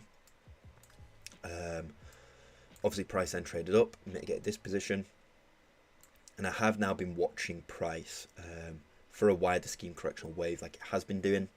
I actually got pinged when price just tapped here, but to me that wasn't a full mitigation, and price wasn't showing great signs of reversing straight after. So I was hoping for price to do what it has done now and trade us back in. So what we'll likely do is, as of right now, this is the current protected low. So I'm going to set an alert here, 7123, on the off chance that we get that displacement soon. If so, we can then start looking for sell positions. And another quick update on the euro to US, just to see what that has done. It appears to still be consolidating in this region. That's good. If it consolidates for a prolonged region, it's usually building up quite a lot of momentum. So as I stated, the best thing we could see here is price to push through, clear the liquidity, mitigate, and then start making moves lower. If we see that, we could be in for quite a nice short position, but it all depends on how price action is delivered. We obviously want to see something like this, so price just to sort of carry on trading around, make another move lower, come back up, show signs of tapping to this region again, then we have a high volume push through. Straight after that, a high volume push straight back down, displace a low, and then start trading down with high volume. That's exactly what we want to see. The US 30, I'm sure we can take a look at that. I'm not sure if I've actually got any analysis on that already. I don't think I've ever done a proper sort of analysis on this. Okay. So very similar to the US 500, to be fair. We've had this displacement. Straight after that would become a, where's the box one? This would then become an impulsive wave lower because it's what caused the displacement. Obviously this is all hindsight, but I'm just getting an idea of what price has been doing. We then tap into what appears to be a buy to sell, which probably could have been refined, but it's not important because it's already reacted. It's done that. Okay, then exceeded the final target, which makes this then become an impulsive wave. This then becomes a protected high, so we want to see price stay within that range. So we can type this on, protected high. Which pairs do I trade? I have a collect few that I trade, and it basically just depends which pair is providing me with the most volatility or the most familiar trading scenario that week. So pretty much all the ones I have pinned here: the euro to the US dollar, the US dollar to the yen, Great British pound to US dollar, Australian dollar to the US dollar, and the Great British pound to the Japanese yen. Every so often I will check the oil market and the Bitcoin market, but other than that, honestly, not that many. Not that many at all. Anyway, back to what we were saying. So I just look inside of this. I don't know where price is actually reversed, but to me that this position here hasn't been mitigated, so that would be a point of interest. I'm curious to see if it does tap to where I'm actually going to draw these. So I think the two regions to me are going to act as both of these. They're the main sort of regions where we've had a heavy manipulation. market inefficiency straight afterwards, and price hasn't come back to mitigate. So let's just move along and see if it's mitigated any of these. Wow, that's perfect. It is just straight up tapped into this. We potentially could have found some trading opportunities in here, but we do know that it's invalidated that, so we can just draw the zone invalidation. But the reason I like this is just to actually show you why I've identified this. Because a lot of wicks represent the fact that there's been a lot of volatility, a lot of volume in the market. When there's a lot of volatility and a lot of volume, it's likely that the smart money operators have been present, because they are really the only ones capable of bringing such volatility into the market. Obviously, other than highly respected fundamentals, like we do have the NFP this Friday, so make sure you're all careful trading around that. But yeah, the reason why I like this is because this is a very nice buy to sell. Definitely somewhere where I see as an institutional footprint, and this correctional wave here doesn't come to mitigate. It doesn't tap into this entire region, therefore it has been left unmitigated. We see that this entire buy to sell gets mitigated here. The reason I like this one, as I said, we've got this buy to sell, market inefficiency, nothing mitigates, then everything else moving forward does appear to have been mitigated. So moving forward, this, or the way we should view this, is that this entire structure here is a distribution in the market. We've had a lot of liquidity get built up in this region. Now, this is where a lot of people get caught out on why identifying and refining points of interest is so crucial, because if we had this identified, we wouldn't be looking to get involved on this region, because we know, okay, we are still expecting price to trade back higher, because we want this position to get mitigated. Now, some people may have looked to go short here. However, we would have been patient. We would have said, right, we're waiting for this to happen. Once that happens, we'd then look inside of this and say, right, well, where's the swing low of this region, which to me is this level here. We've had the displacement of that. So we've confirmed the fact that we are reversing. So after the mitigation, we are reversing. We are going to move into bearish structure. So moving forward, we just want to view more fractal structure and find sell positions. So let me just put that to the bottom. Why am I on a 2 hour and not 1 hour? I honestly, I don't get too caught up on what time frames I'm using. I just use whatever time frame allows me to view the structure correctly, because all we're doing with structures, we're just trying to view where orders lie, the order flow, where institutions have been active, and timeframes are just a tool to allow us to view that. I won't get too caught up on precise timeframes that you use. If you're doing a top down, just making sure you're working down and finding relevant points. So looking at this now, we've had an impulsive wave correction, we've broken the low, so that then becomes a new impulsive wave. We trade back up, mitigate the last buy to sell, break the low, so now this right here becomes the most recent impulsive wave. I'm actually going to go lower to help us view this structure slightly easier. So as of right now, this is the current impulsive wave.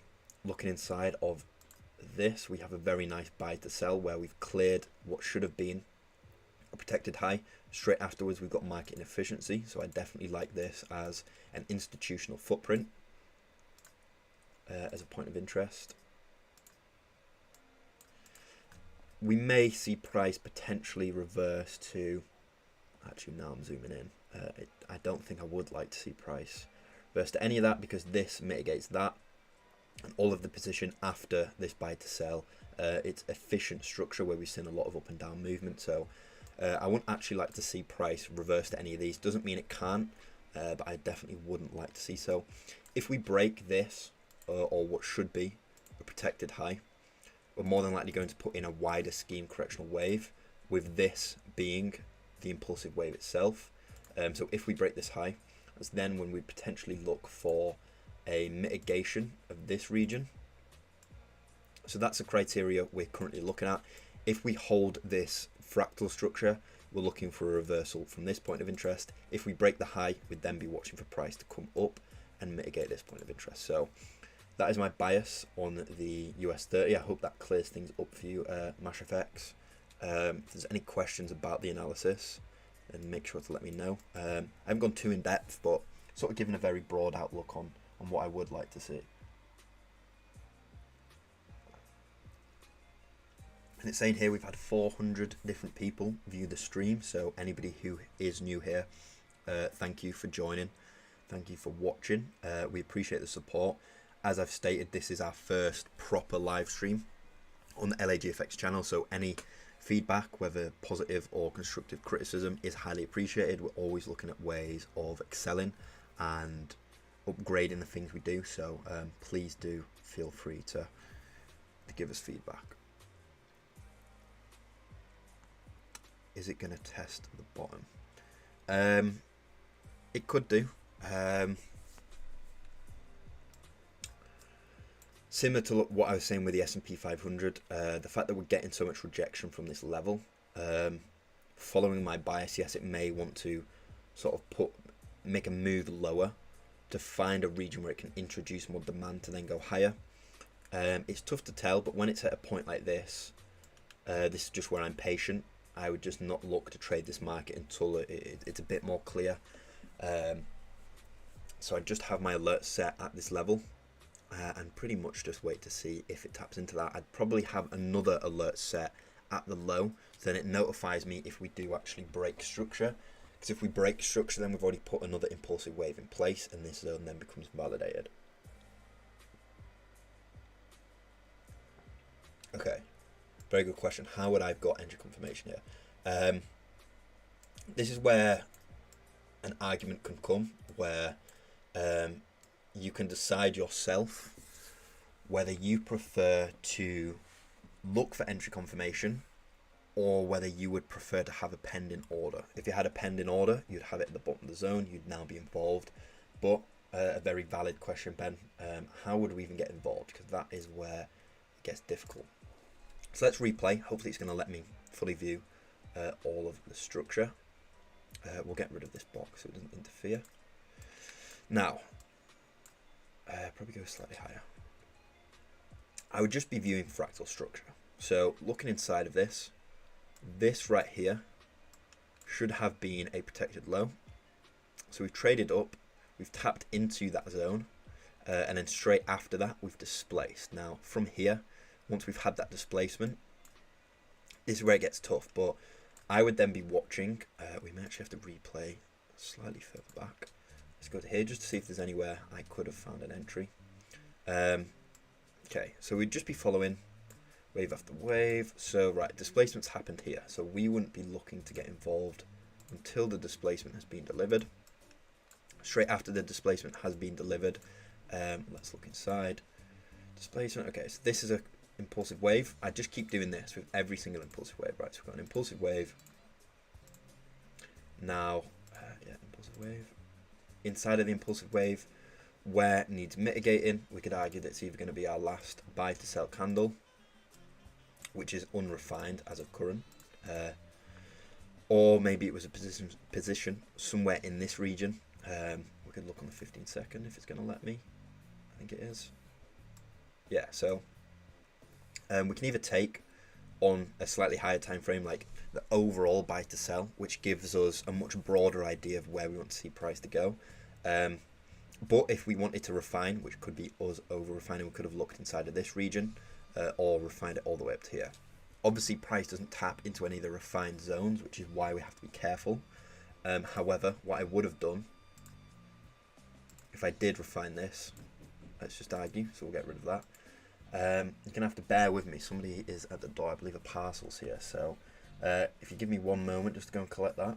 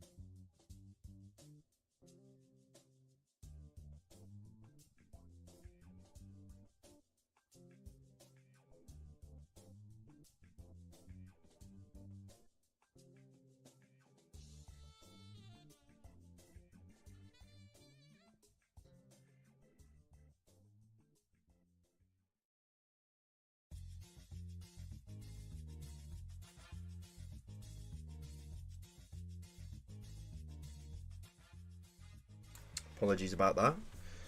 We are back. It's DPD for you. Yeah, so where were we at?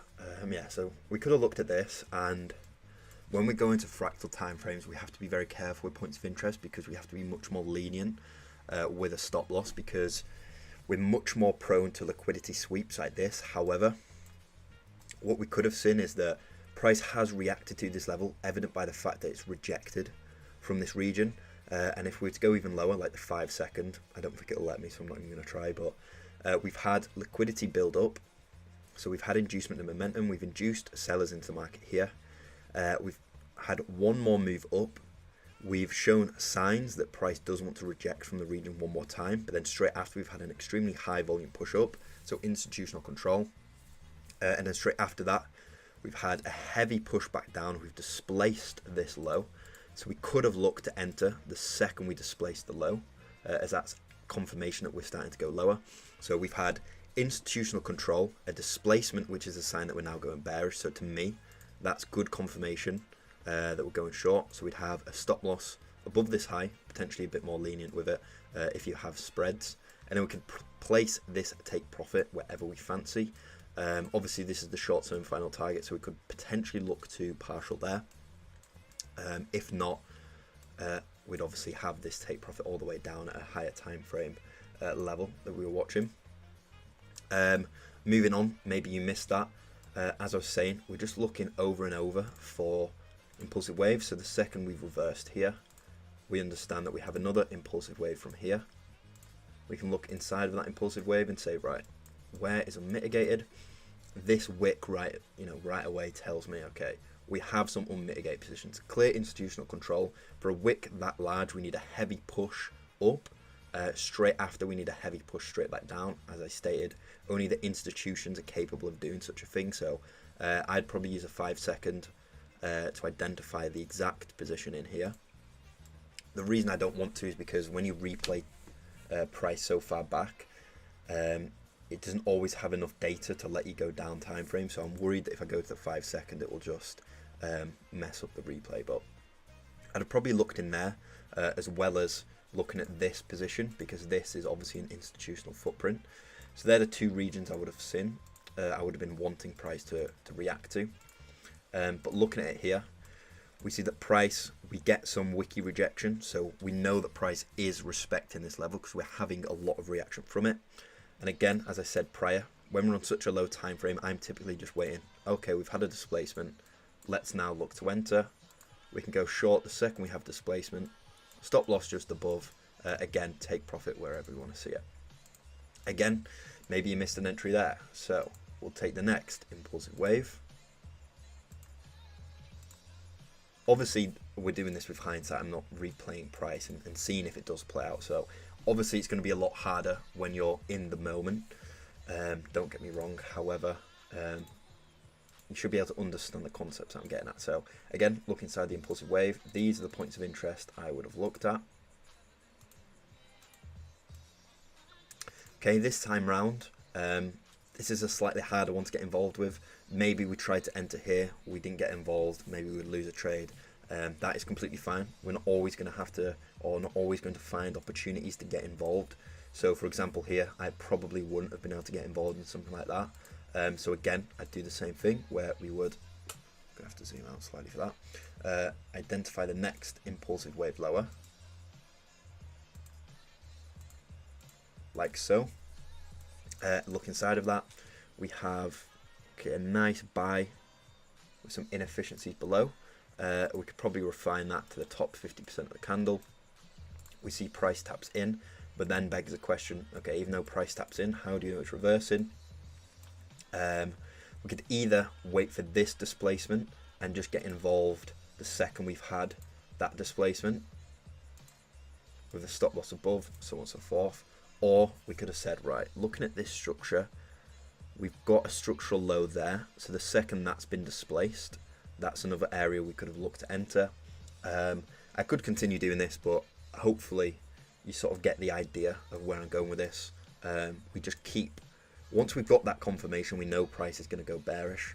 We just keep looking on the lower time frames, identifying impulsive waves, identifying points of interest that we want to see price react to. If we see a reaction, wait for a lower time frame displacement, and then get involved. Hopefully you're still here, Ben, and that hopefully makes sense to you.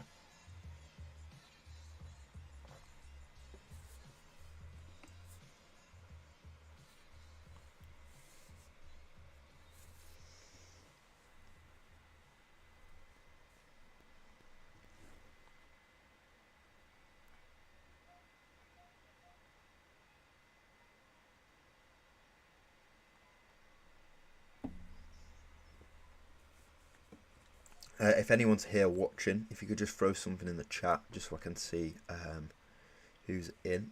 It's telling me that there's currently apparently 12 people in. I understand that there is a few people I know that are sort of just lurking, like they have a tab open, they're not currently watching, but they are supporting.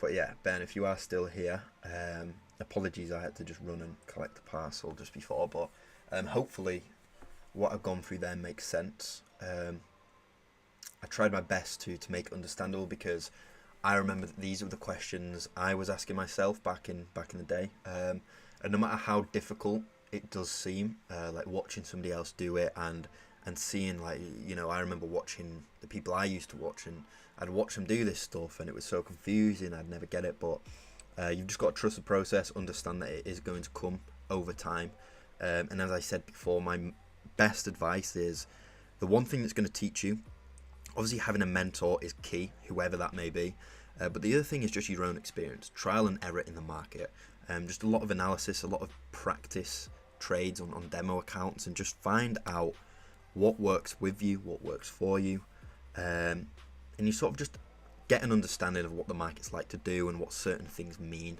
to your strategy. So time in the markets is huge.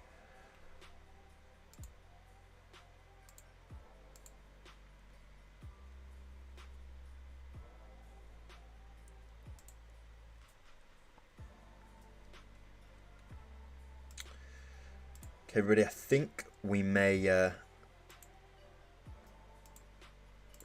round up this stream shortly. We're now 2 hours and 15 minutes in. Obviously, we waited a good 10 minutes at the start just for people to get in. So a good 2 hours there of content of me analysing, of me showing you how to take trades, so on and so forth. I hope you've all managed to learn something from this.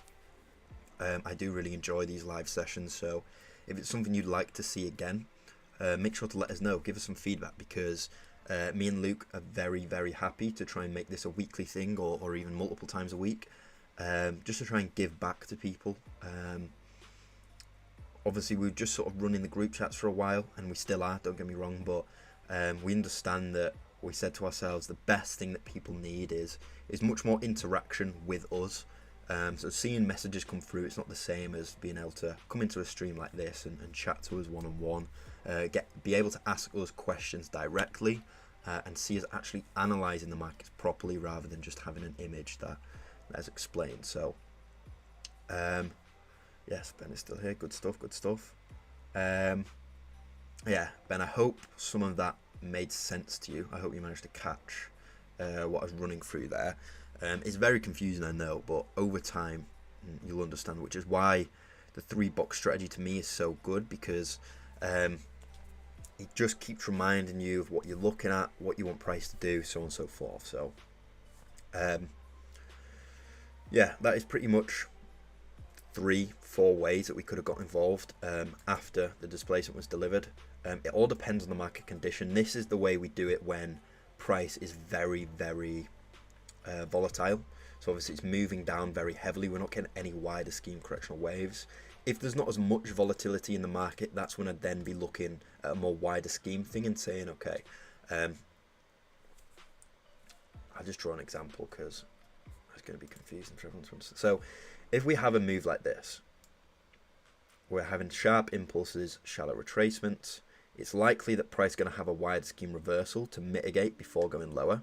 However, as we see in this structure, when it's very efficient and we've just got constant up and down, there isn't really anywhere higher that needs mitigating. So there's no reason for price to make a large push up like this because everything's already mitigated, and all this would be doing is meaning the smart money operators don't get to profit as much.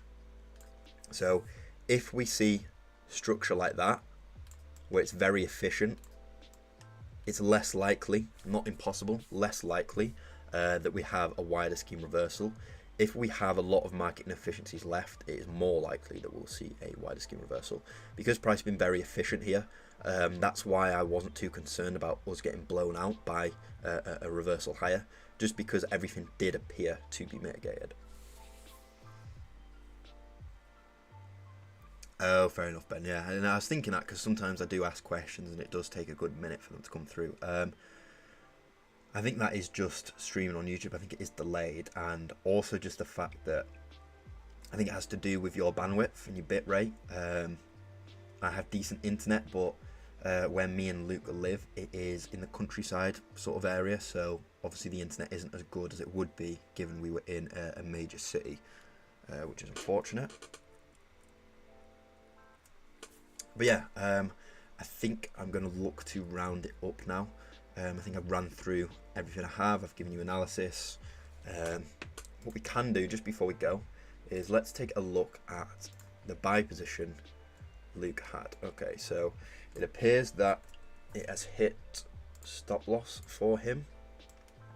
However, I think I'd have to double check. I think he advised a partial.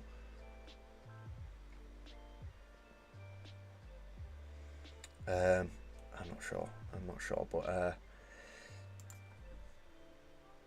let's now check the pound yen I was looking at. See, this is the unfortunate thing with the market sometimes is I believe that I was just stopped out because my stop was right here, so it seems as if price has just come to stop us out before then going lower. This is a very rare occurrence, but it can happen where we see these sort of liquidity sweeps. It all just depends on the supply and demand balance. As I was sort of saying when I was watching structure here, I was saying, okay, I don't think there's enough supply for this move to happen straight away.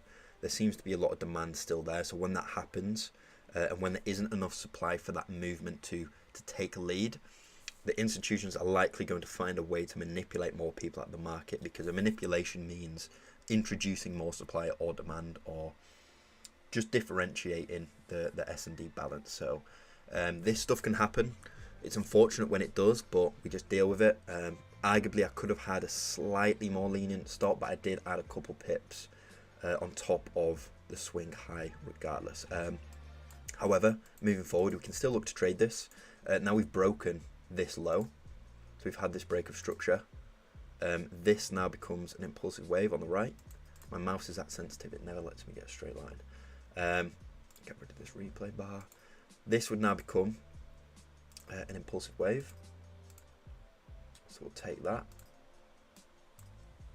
We'll go down to 1 minute just to view this in a nice fashion.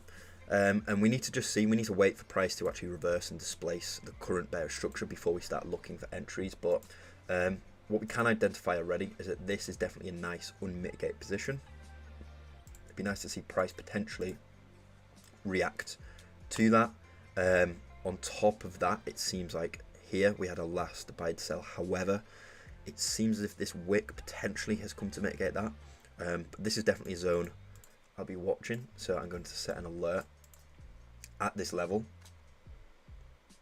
So that level being, get right to the bottom of it, 162.727.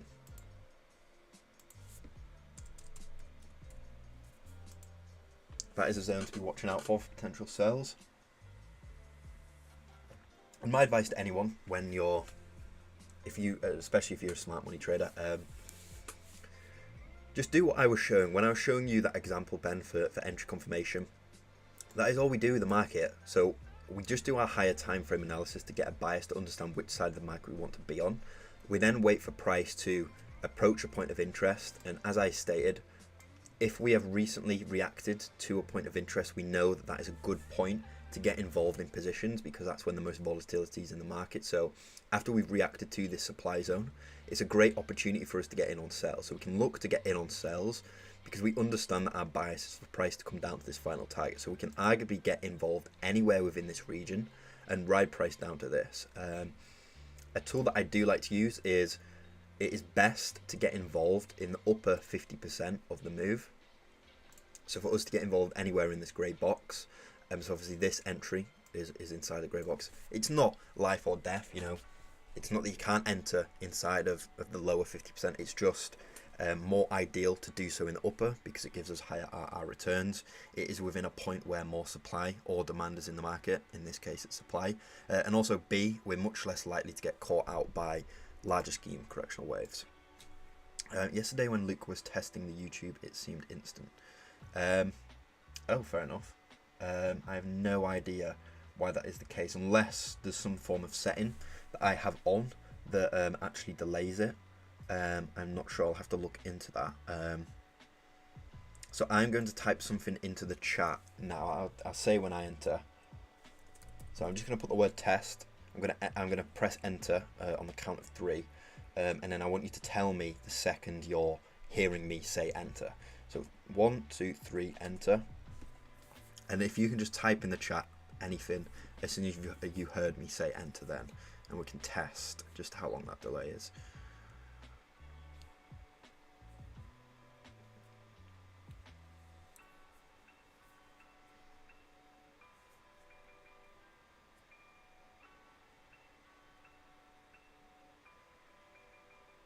I'm curious. I'm very curious to see how long the delay is.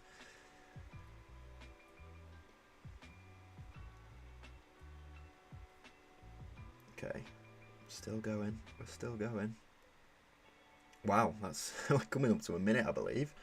That is crazy. I'm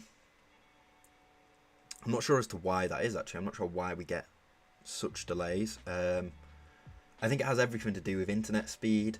I live in a house with multiple other people, so other people are on the Wi-Fi, so that is going to affect the bit rate that is allocated to the stream. Wow, is it still not come through? That's crazy.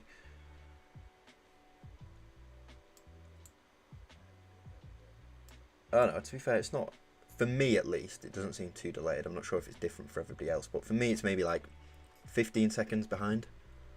Anyway, so we'll get back to what we're looking at. Okay, looking inside of here, it seems like a lot of supply is dominant now. That does make sense because we've just had this large manipulation here, and when we have such a big manipulation like so, it's very likely that we do introduce a lot of supply. This is pretty much just inducement and momentum. So this entire buy here is institutional control. However, I've identified a very specific region inside of that entire move that I would like to see get mitigated. So this is the region, arguably, if we do get a correctional wave, I'd like to see get mitigated. But we'll just keep an eye on that. Just viewing structure as we move forward. There's no other zone that is as ideal. It seems like all of this gets mitigated there. This move to mitigate that. Potentially somewhere in here looks like it could be unmitigated. This obviously moves to mitigate that. This to mitigate that. So no, this is very efficient structure as we move. So that's always nice to see. But yeah, we'll leave the alert there. We won't get too caught up on price. As a current, we've got an alert at the take profit and an alert at the point of interest. So until one of those pings, we don't have to concern ourselves too much on what's happening. Let's look down the time frame. So here we go. I'm not sure if you remember, actually, we went onto the Australian dollar to US because I was watching the fact that we were waiting for a tap into the zone. I don't think I've actually fully refined that. There we go. So price just taps. I mean, arguably not full mitigation, so we may see price still want to mitigate deeper into that zone. However, if we do get the displacement here, I will start looking for sells. Oh wow. Yes, Ben, yours is extremely delayed. That is a good 3-minute delay.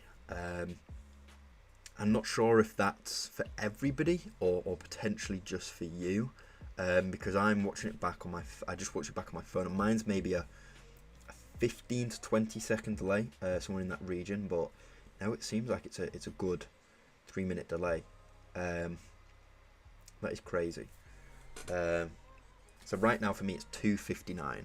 So the second it turns to 3 p.m, I will let you know, and then you'll be able to see exactly how far you are behind. And I may have to look into sorting that. I'm not sure whether that's on our end or your end. Yeah, it's just turned 3 p.m. for me now. Just turned 3 p.m. Do you mind me asking whereabouts you're from, Ben? You from the UK, or are you in a different time zone?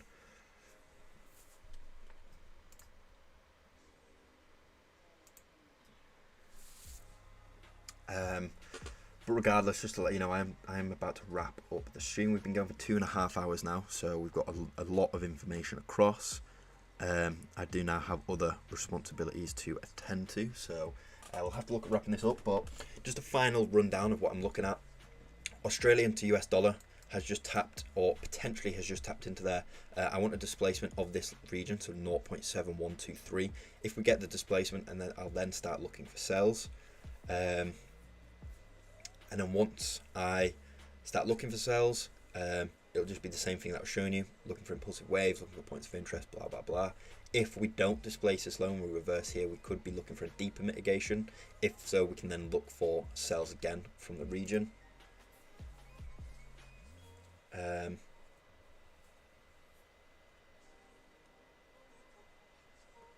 What was the other one we were looking at? Pound yen, yeah, pound yen. Looking for any sell entries on this one as well. Yeah, I know it's Ben TK, but I've never known whereabouts he's from.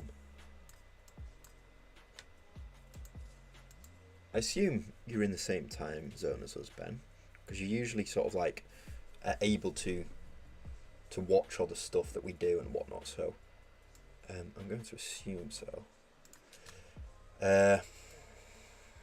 Yeah, so I don't know if you actually saw this, Luke, but this is the trade we had running.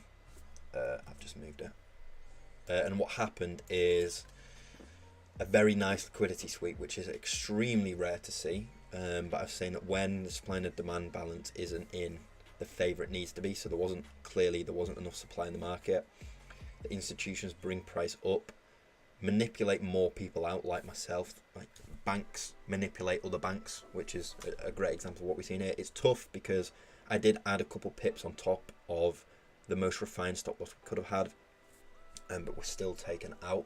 Potentially a note to self is adding more leniency, because the tip of the wick was about 50% in here, so I added a good 2 pips, I believe, on top. 3 pips on top. So maybe future reference, adding a few pips on top of the actual point of interest. Just something to look out for. But since then, we've injected a lot of momentum to the downside. So just hoping to find a potential to get in on a sell somewhere within this. And when I looked inside of this structure on the lower time frame, it seems like this is pretty much the only valid footprint or unmitigated position I'd like to see get tapped. So we'll just have to see what happens from here. But regardless, I've given you my update on Australian dollar to US and also my update on this market. So yeah, just remember my bias and watch out for potential entry opportunities that may come.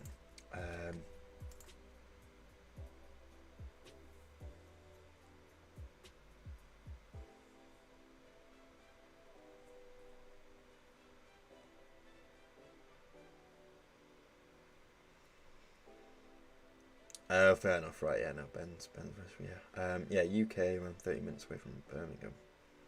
Fair enough. Fair enough, mate. Fair enough. Yeah, that's ideal then, because you're working on the same time zone as us. Regardless, I think it's time to wrap up the stream. Thank you for all the feedback we've had. KO2, brilliant stream. We appreciate that.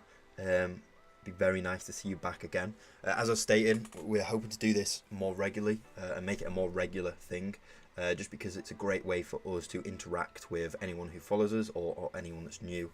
It gives you the opportunity to ask questions and potentially learn things. We'll probably alternate between who does it, both myself and Luke, or maybe we'll have separate days each that we do this.